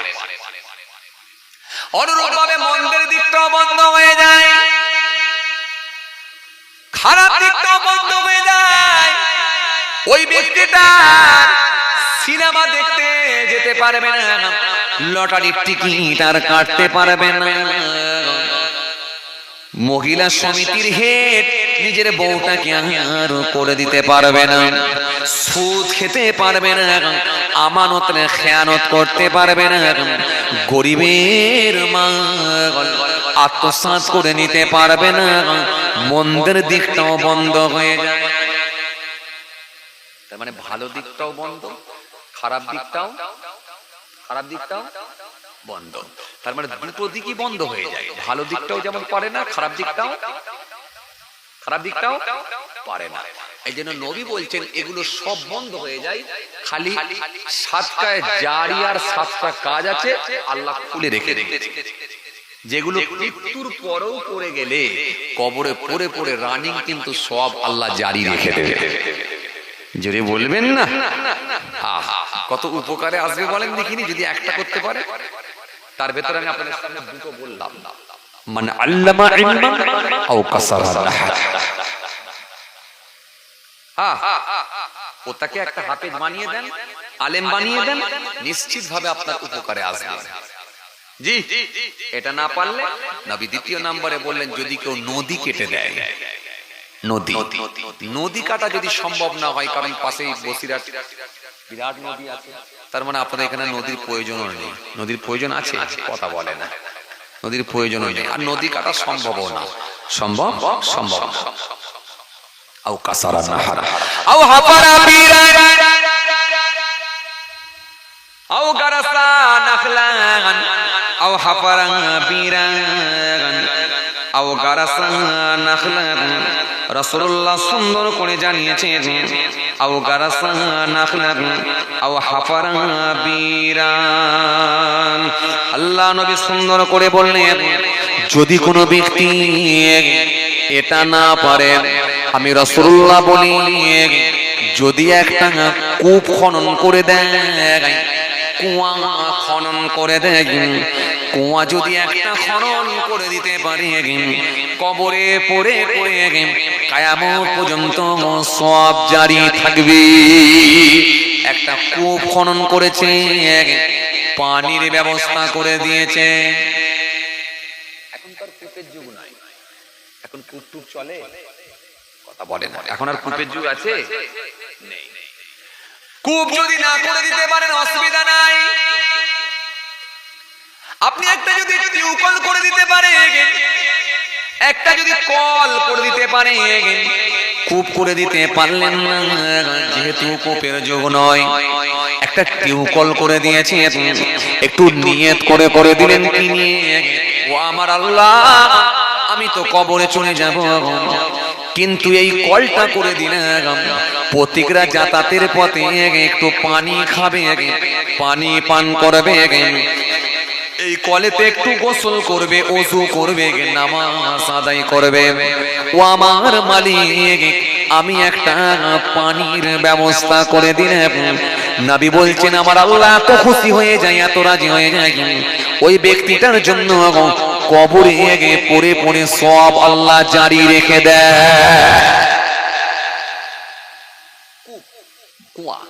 একটা পানির ব্যবস্থা যদি করে দিতে পারেন, এতেও ওই ব্যক্তিটা জ্ঞানার হবে। এটা কিন্তু মনে হয় করা সম্ভব। নদীটা হয়তো পারবেন না ঠিকই, কিন্তু একটা কল করে দিতে পারবে ইচ্ছা করলে। যদি কেউ মনে করে পারবে না, যদি কেউ মনে করে পারবে না, এটা কিন্তু পারবে। একটা কল কিন্তু করে দিতে পারবে, বললে হবে না যে আমি কল করতে পারবো না, এটা বললে হবে না, নিশ্চয়ই পারবে। একটা কল কিন্তু সে করে দিতে পারবে, যদি সে মনে করে যে একটা কল করে দেবো, একটা কল করে দিতে পারবে।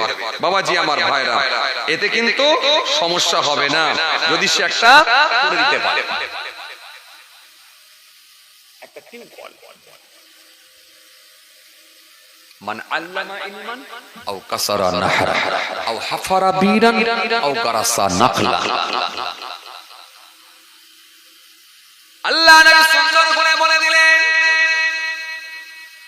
এটা যদি না পারো, যদি কেউ একটা বৃক্ষ লাগিয়ে দেয়, একটা বৃক্ষ রোপণ করে লাগিয়ে দেয়, একটা গাছ লাগিয়ে দেয়, একটা ফলের গাছ লাগিয়ে দিলেন, ফলের একটা গাছ লাগিয়ে দিলেন, রাস্তার ধারে আপনার জায়গা আছে, জায়গার ধারে একটা সাইডে একটা ফলের গাছ লাগিয়ে দিলেন, আম গাছ, কিংবা লাগিয়ে দিয়েছেন একটা কাঁঠাল গাছ, কিংবা লাগিয়ে দিয়েছেন একটা আঁজির গাছ, পেয়ারা গাছ।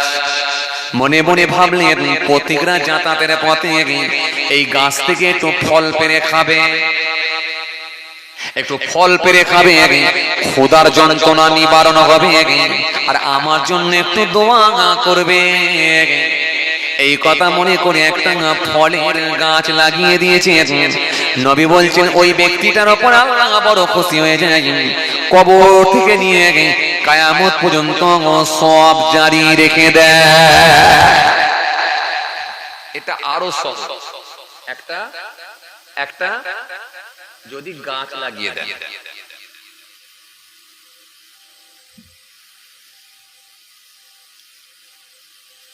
1450 সাল থেকে নিয়ে 1445 সাল থেকে নিয়ে 1450 সাল পর্যন্ত 5 বছর যিনি দিল্লির মাসনাদে, দিল্লির সিংহাসনে যিনি বাদশাহী চালিয়েছিলেন, যার নাম হলো শেরশাহ বাদশাহ। নাম হয়তো আপনারা শুনেছেন। যার নাম হলো ফরিদ উদ্দিন খান। যৌবন বয়সে যিনি একটা নিজে খালি হাতেতেই একটা বাঘকে তিনি মেরে ফেলেছিলেন, বাঘকে হত্যা করে ফেলেছিলেন খালি হাতে। ওরে সর্বনাশ, বুঝতে পারছেন তো? বুঝতে পারছেন কিছু?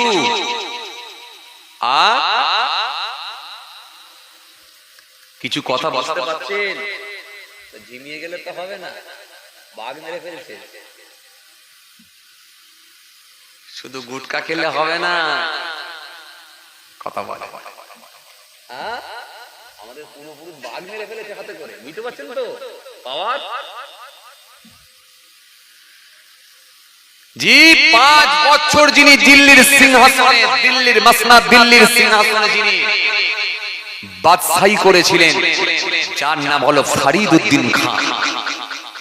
পিতার নাম হলো হাসান খান। যৌবনকালে তিনি খালি হাতে একটা বাঘকে মেরে ফেলেছিলেন, যার জন্য তিনাকে বলা হতো শেরশাহ, বাঘের বাদশা। কথা কিছু বুঝতে পারছেন? এই শেরশাহ বাদশা বড় ধার্মিক মানুষ ছিলেন, বড় আল্লাহওয়ালা ব্যক্তি ছিলেন।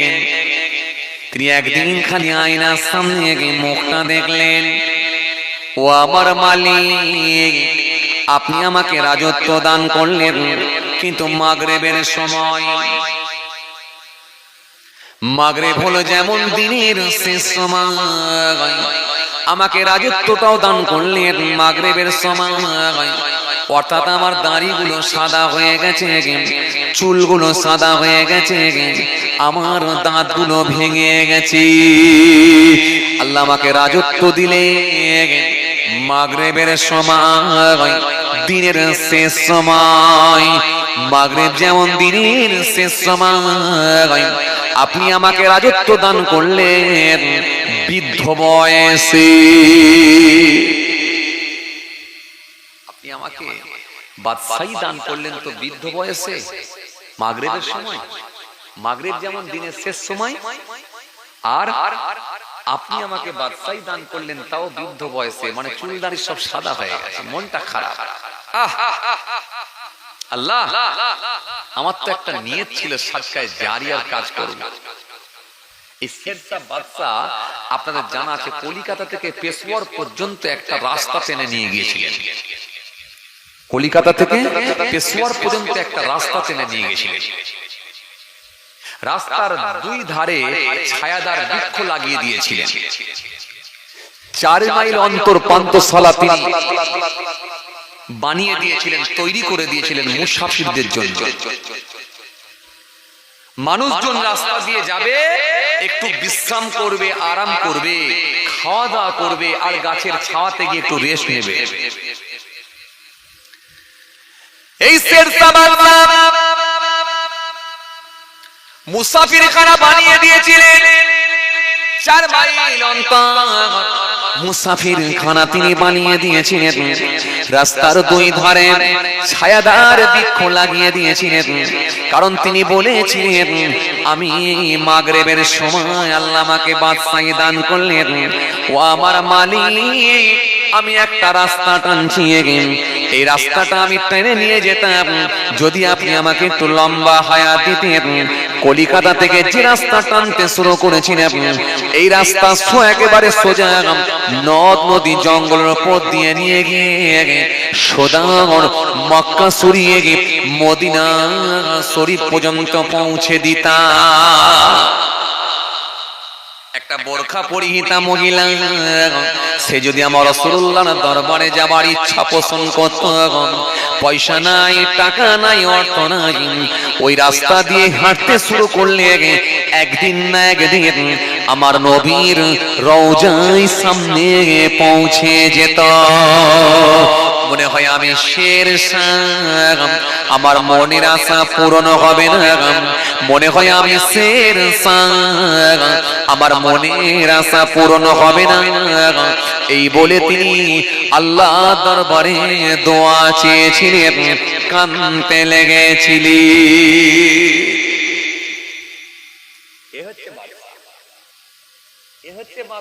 রাস্তা টানতে শুরু করেছেন, মানুষজন রাস্তা দিয়ে হেঁটে হেঁটে যাবে। 4 মাইল অন্তর জি মুসাফির খানা বানিয়ে দিয়েছেন, খানা খাওয়ার ব্যবস্থা করে দিয়েছেন, ছায়াদার বৃক্ষ 2 সাইডে লাগিয়ে দিয়েছেন। এই যে বলছিলাম না বৃক্ষ গাছ নিয়ে বলছিলাম না, গাছ বৃক্ষ এই বলছিলাম না, এই বৃক্ষর কথা বলতে গিয়ে আমার মনে পড়লো বলে একটু টেনে নিয়ে এলাম। এটা হলো সাদকা জারিয়ার কাজ। জি বৃক্ষ লাগিয়ে দিয়েছেন, গাছ লাগিয়ে দিয়েছেন। আহারে যে গাছ লাগিয়ে দিয়েছেন, পথিকরা যাতায়াতের পথে একটু বিশ্রাম করবে, আরাম করবে। কিন্তু এই শেরশাহ বাদশা তিনার মনের আশা আর পূরণ হলো না। কালিগঞ্জ দুর্গ জয় করে যুদ্ধ থেকে ফিরে এসে আসরের নামাজ পড়ছিলেন খোলা ময়দানেতে। যখন তিনি আসরের নামাজ পড়তে দাঁড়িয়েছেন, দুশ্মনের দল বারুদের গোলা এমন ভাবে নিক্ষেপ করেছিল, হযরতে শেরশাহ বাদশা নামাজ পড়া অবস্থাতেই তিনি শহীদ মওত বরণ করেছিলেন। আল্লাহ ডাকে সাড়া দিয়ে চলে গেলেন মদিনা শরীফ পর্যন্ত, আর রাস্তা টানা হলো না। কিন্তু এত বড় একজন বাদশাহ, তার স্বপ্ন ছিল সাদকায়ে জারিয়ার কিছু কাজ করব, ভালো কাজ রেখে দিয়ে যাব। কলিকাতা থেকে পেশোয়ার পর্যন্ত রাস্তা টেনেছিলেন, কিন্তু ইচ্ছা ছিল মক্কা শরীফ পর্যন্ত, একেবারে মক্কা থেকে নিয়ে মদিনা শরীফ পর্যন্ত রাস্তা টানবে। কিন্তু এ পর্যন্ত আর রাস্তা টানতে পারলেন না। তার আগে তিনার মৃত্যু হয়ে গেল, তিনি মারা গেলেন, ইন্তেকাল হয়ে গেলেন। বাবাজি আমার ভাইরা, তিনি মারা গেলেন, ইন্তেকাল হয়ে গেলেন, আর তিনার স্বপ্ন পূরণ হলো না, হলো না, হলো না, স্বপ্ন পূরণ হলো না, মারা গেল। কথা কিছু বুঝতে পারছেন বাবাজি? তাহলে আপনার সামনে কি বলছিলাম বাপ, কি বলছিলাম? জি এলেন শিক্ষা, নদী কেটে দেওয়া, কূপ খনন করে দেওয়া, আর কি হ্যাঁ কূপ খনন অথবা টিউবওয়েল বসিয়ে দেওয়া। কূপ যদি না পারেন টিউবওয়েল করে দেওয়া। এরপরে কি বৃক্ষ লাগিয়ে দেওয়া, গাছ লাগিয়ে দেওয়া। এরপরে কি আও বানা মসজিদান, আও বানা মসজিদান, যদি কেউ একটা মসজিদ নির্মাণ করে দেয়, একটা মসজিদ তৈরি করে দিয়েছেন, কিংবা একা একটা মসজিদ তৈরি করতে পারেন না, আপনার যেমন সামর্থ্য তেমন একটু সহযোগিতার হাত বাড়িয়ে দিয়েছে। আপনার যেমন সামর্থ্য সহযোগিতার হাত বাড়িয়ে দিয়েছেন। একটা জায়গায় মসজিদ হচ্ছে, সেখানে অন্তত 2000 টাকা দিয়েছেন, 5000 টাকা দিয়েছেন, 10,000 টাকা দিয়েছেন। একটা মসজিদ তৈরি করতে কিছু দান আপনি দিয়েছেন, এটাও কিন্তু সাদকা জারিয়ার কাজ। কে বললেন? রাসূল করিম সাল্লাল্লাহু আলাইহি ওয়াসাল্লাম। আও বানা মসজিদা, একটা মসজিদ যদি কেউ বানিয়ে দিতে পারে, নির্মাণ করে দিতে পারে, একা যদি না পারেন একটু সহযোগিতার হাত বাড়িয়ে দিয়েছেন, যেমন পারবেন তেমন সাহায্য করেছেন। অথবা একটা মসজিদ হচ্ছে, টাকা পয়সা দিতে পারেননি, একটু গায়াগতরও খেটে দিয়েছেন। কেমন? দুদিন গিয়ে পরিশ্রম করেছেন। কেমন? একটু সিমেন্ট মাটিটাকে নিয়ে কড়াই করে নিয়ে মিস্ত্রির কাজ পর্যন্ত পৌঁছে দিয়েছেন। ভিত খোলা হচ্ছে, আপনি বললেন দুটো ভিত আমি খুলে দেবো, একটু গায়াগতর খেটে কোদাল শাবল নিয়ে ভিত খুলে দিয়েছিলেন। একটু মেহনত করেছেন, পরিশ্রম করেছেন। জি, আল্লাহ নবী বলছেন আমার আল্লাহ বড় খুশি হয়ে যায়, বড় রাজি হয়ে যায়, বড় সন্তুষ্ট হয়ে যায়। সাদকা জারিয়ার কাজ।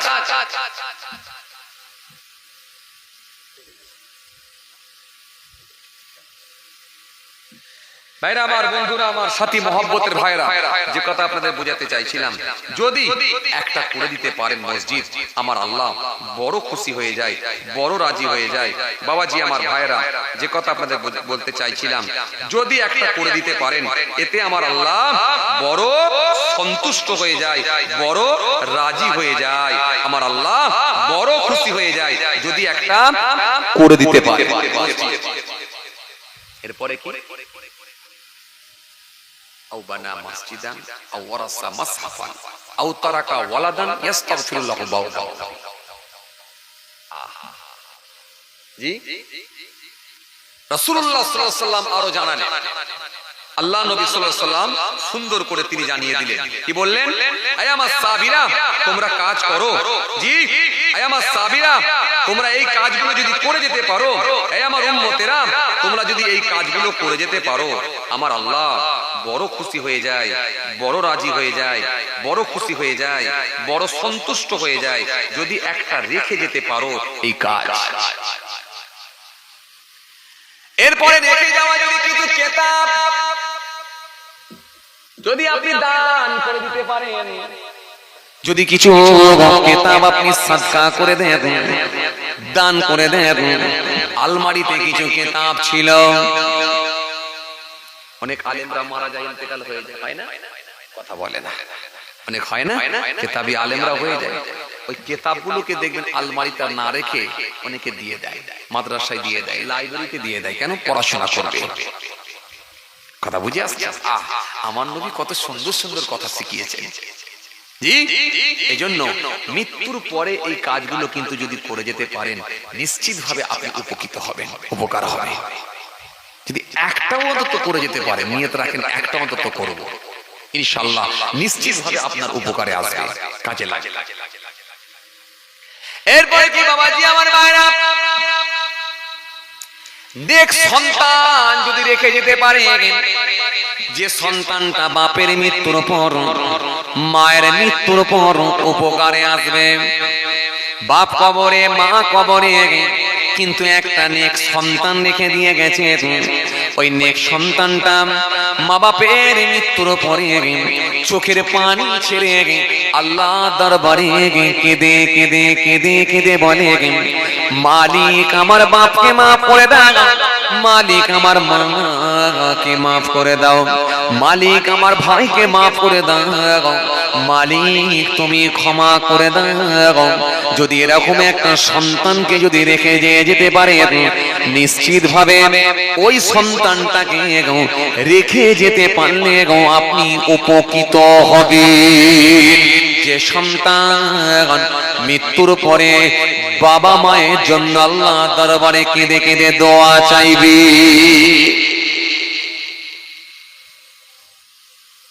আব্বা মায়ের জন্য কেঁদে কেঁদে দোয়া চাইবে, এরকম সন্তান আজকের দিনে তো খুব কম। কথা ঠিক কি না? বলে কথা বলা, কথা ঠিক কি না?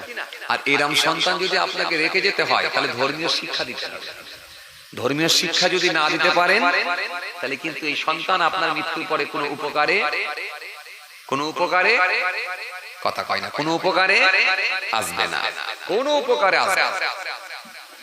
আপনি মারা যাবেন, কিন্তু আপনার সন্তান কোনো উপকারে আসবে না। এমনও ছেলে আছে রে ভাই, ডাক্তার ইঞ্জিনিয়ার বানিয়েছেন, জি ডাক্তার ইঞ্জিনিয়ার বানিয়েছেন, যে সেই ছেলে বাপের কোনো উপকারে এলো না। টাউনে চলে গেল, রাজারহাটে চলে গেল, কলকাতায় চলে গেল, গিয়ে একেবারে সিটির মধ্যে গিয়ে ফ্ল্যাট কিনে ছেলে মেয়েদেরকে ভালো জায়গায় পড়াশোনা দিয়ে যোগ্য একেবারে কি বলে ডক্টর ইঞ্জিনিয়ার বানাবার চিন্তা ভাবনা নিচ্ছে, ভালো যেন চাকরিজীবী হতে পারে সেই চিন্তাধারা নিচ্ছে। আর আপনি যাকে ডক্টর বানিয়ে দিয়েছেন সে এখন রাজারহাটে থাকছে, আপনার বুড়ো বাপ বুড়ি মায়ের কোনো খবরটা মরে গেলে আসবে, এসে কোন রকমে মাটিটা দিয়ে পালাবে। কথা কি না জি? আমার মনে পড়ে গেল, আরে জি এক ডক্টর বাবুর কথা আমার মনে পড়ে গেল। আমার আব্বাজান হুজুর কেবলাকে খুব ভালোবাসতেন, উনি থাকতেন আমেরিকায়। আমার আব্বাজান হুজুর কেবলাকে বড় ভালোবাসতেন। আপনারা জানেন পীরনগর হুজুর কেবলার বড় সাহেবজাদা ছোট হুজুর কেবলার জামাতা জনাব হযরত পীর আল্লামা আব্দুল আজিম সাহেব হুজুর ফাদাজিল্লাহুল আলী। আপনারা জানেন হুজুর কেবলাকে এই এলাকায় প্রচুর প্রোগ্রামও করেছেন। বয়স হয়ে গেছে এখন, সুগার রোগী, হার্টের পেশেন্ট, অনেক রোগদেরই নিয়ে ঘুরে বেড়াচ্ছেন। দোয়া রাখবেন আপনারা। তো হুজুর কেবলা মুখে শোনা আমার আব্বাজান হুজুর কেবলা বলতেন, জি বলেছেন আমাকে, আমি হুজুর কেবলার মুখে শুনেছি। হুজুর কেবলা বলেন, বাবা আমি একটা জানাজার নামাজ পড়াতে গেছিলাম। একদিন এই ঘটনাটা শোনাচ্ছেন। বলেন, বাবা এক জানাজার নামাজ পড়াতে গেছিলাম, তো এক ডক্টর বাবু তিনার আব্বা ইন্তেকাল করেছিল, উনি থাকতেন আমেরিকায়। কথা বুঝতে পারছেন জি? তো ডক্টর বাবু ওনার আব্বাজান ইন্তেকাল করেছিল, জানাজার নামাজ পড়াতে গিয়েছিলাম। ডক্টর বাবু এসেছেন, এসে দেখলেন আমার আব্বা একেবারে মৃত্যুর সময় যখন ঘনিয়ে এসেছে, তখন মাথার গোড়ায় বসে বসে মাদ্রাসার স্টুডেন্ট, মাদ্রাসার ছাত্ররা সব কোরআন শরীফ পড়ছে, তেলাওয়াত করছে। তখন একেবারে মৃত্যুর কোলে ঢলে পড়েছে, তখনও মারা যায়নি, মৃত্যুর কোলে পৌঁছে গেছে। কোরআন তেলাওয়াত হচ্ছে, বাড়িতে সব কোরআন শরীফ হচ্ছে, কোরআন পড়া হচ্ছে। জি ডক্টর বাবু তিনি বড় আক্ষেপ করে বলছেন, আমি তো কোনো উপকারে আসতে পারলাম না। আস্তে আস্তে দেখা গেল আব্বা ইন্তেকাল হয়ে গেল। ইন্তেকাল হয়ে যাওয়ার পরে জানাজার নামাজ হলো, তাও একটা হুজুরকে নিয়ে এসে, হুজুর কেবলাকে নিয়ে এসে জানাজার নামাজটা পড়ালেন। জানাজা হয়ে গেল, মাটিও দেওয়া হয়ে গেল, মাটিও দেওয়া হয়ে গেল। হয়ে যাবার পরে যেটা সিস্টেম, 7 দিনে 3 দিনে আর সে 41-এ এরকম একটা খানা খাওয়াবার বা এরকম কালমা শরীফ একটু তাসবিহ পড়ার ব্যাপার থাকে তো নাকি রে? কথা হয়তো না হয়নি। অনেকে আবার এটাকে নিয়ে বলে 41-এ কেন করবে? আরে 41 বলে কোনো নির্ধারিত ডেট নেই, আপনি যদি অন্য ডেটেও করেন কত অসুবিধা কিছু নেই। তবে বেজোরটা করি এই কারণে, আল্লাহ বেজোর, তাই আমরা বেজোরটাকে একটু পছন্দ করে করে থাকি। যদি কেউ মনে করে আমি 41-এ না করে 42-এ করবো, করতে পারে, অসুবিধা কিছু নেই। কিন্তু কিছু মানুষ এটাকে নিয়ে বিরাট নিয়ে বিতর্ক, ঝগড়া, অশান্তি, এমনি মুসলমানের দেওয়ালে পিঠ থেকে গেছে, আর সামান্য বিষয়গুলোকে নিয়ে ঝগড়া অশান্তি বাড়িয়ে দেয়। সব রেশানি করবেন, দোয়া খায়ের করবেন, নিশ্চিত ভাবে এতে সওয়াবের হকদার হবে। হাদিসে এসেছে রাসূল সাল্লাল্লাহু আলাইহি ওয়াসাল্লামকে জিজ্ঞাসা করা হয়েছিল, ইন্না নাতাসাদদাকু লিমাউতিনা হাল ইয়াসিলু ইলাইহিম? ক্বালা ইয়াসিলু ইলাইহিম ওয়া ইয়াফরাউনা কামা তাফরাউনা বিল হাদায়া। ও আল্লাহ, নবী একটু বলে দেন, যদি আমরা দান করি, সদকা করি, খায়রাত করি, হাল ইয়াসিলু ইলাইহিম, সেগুলো কি তাদের নিকট পৌঁছায়? লিমাউতিনা, আমাদের মৃত আপনজনদের জন্য, হাল ইয়াসিলু ইলাইহিম, সেগুলো কি তাদের নিকট পৌঁছায়? নবী বললেন, ক্বালা ইয়াসিলু ইলাইহিম ওয়া ইয়াফরাউনা কামা তাফরাউনা বিল হাদায়া। হ্যাঁ, আমি নবী বলি সে সওয়াবগুলো তাদের নিকট পৌঁছে যায়। ওয়া ইয়াফরাউনা, তারা বরং আনন্দিত হন, খুশি হন, কামা তাফরাউনা বিল হাদায়া, যেরূপ তোমরা তোমাদের কোনো আত্মীয়দের বাড়ি কিছু উপঢৌকন, কিছু নজরানা, কিছু তোহফা নিয়ে গেলে বাড়িওয়ালা সাহেব ওই তোহফাটা পেয়ে যেমন খুশি হয়, আমি রাসূল বলছি তোমরা যখন দান সদকা খায়রাত করে দেবে, আল্লাহ যখন তাদের কাছে পৌঁছে দেবে, তারাও তোমাদের উপর খুশি রাজি হয়ে যাবে। কথা বুঝে আসছে তো? সব সম্পর্কে হাদিস। আপনি যে কোনো দিনে করতে পারেন, যে কোনো বারে করতে পারেন, কোনো অসুবিধা নেই। কিন্তু এরা এটাকে নিয়ে কিছু মানুষ আছে খুব বিতর্কের জায়গা তৈরি করে। যাই হোক, তো আমি যে কথা বোঝাতে চাইছিলাম, তো হুজুর কেবলা বললেন বাবা সব রেশানিতে তার ওই ছেলে ডক্টর বাবু তিনি এলেন, এসে আমাকে আক্ষেপ করে বললেন হুজুর জানাজান নামাজ তো আপনি পড়ালেন, আমি এত বড় যে পণ্ডিত, আমার বাপ যে আমাকে এত বড় ডক্টর করলো, আমি তো আমার বাপের কোনো উপকারে আসতে পারলাম না। জানাজান নামাজটা আপনি পড়ালেন হুজুর, আমি পড়াতে পারলাম না। মাটি খুললো অন্য লোক, আমি খুলতে পারলাম না হুজুর।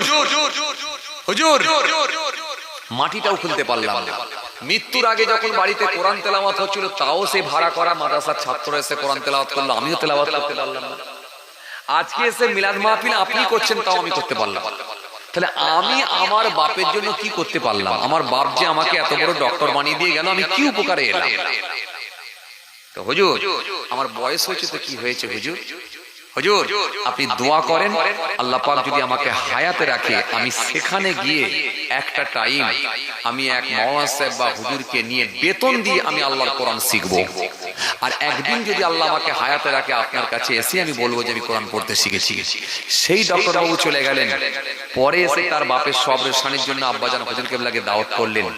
জি বছর দুয়েক পরে এসে দাওয়াত করলেন, করে বললেন হুজুর আল্লাহর মেহেরবানিতে আমি নিজে নিজে কোরআন শরীফ পড়তে শিখে গেছি। এই জন্য মানুষ চেষ্টা করলে সব পারে। কথা বুঝে আসছে? এই ছেলে দেখে দিয়ে যেতে পারলে আপনার মমতের পরও কাজে লাগে, যে ছেলেটা বাপের মৃত্যুর পর উপকারে আসবে, চোখের পানি ছেড়ে খাবে। একটা ছেলেকে যদি রেখে দিতে পারেন, এটা সাদকা জারিয়া, যে ছেলেটা আপনার মৃত্যুর পরে উপকারে আসবে, কাজে লাগবে। কথা বুঝে আসছে বাবাজি আমার ভাইরা? যাই হোক, সবাই আমার জন্য দোয়া করবেন, আমি আপনাদের জন্য দোয়া করব।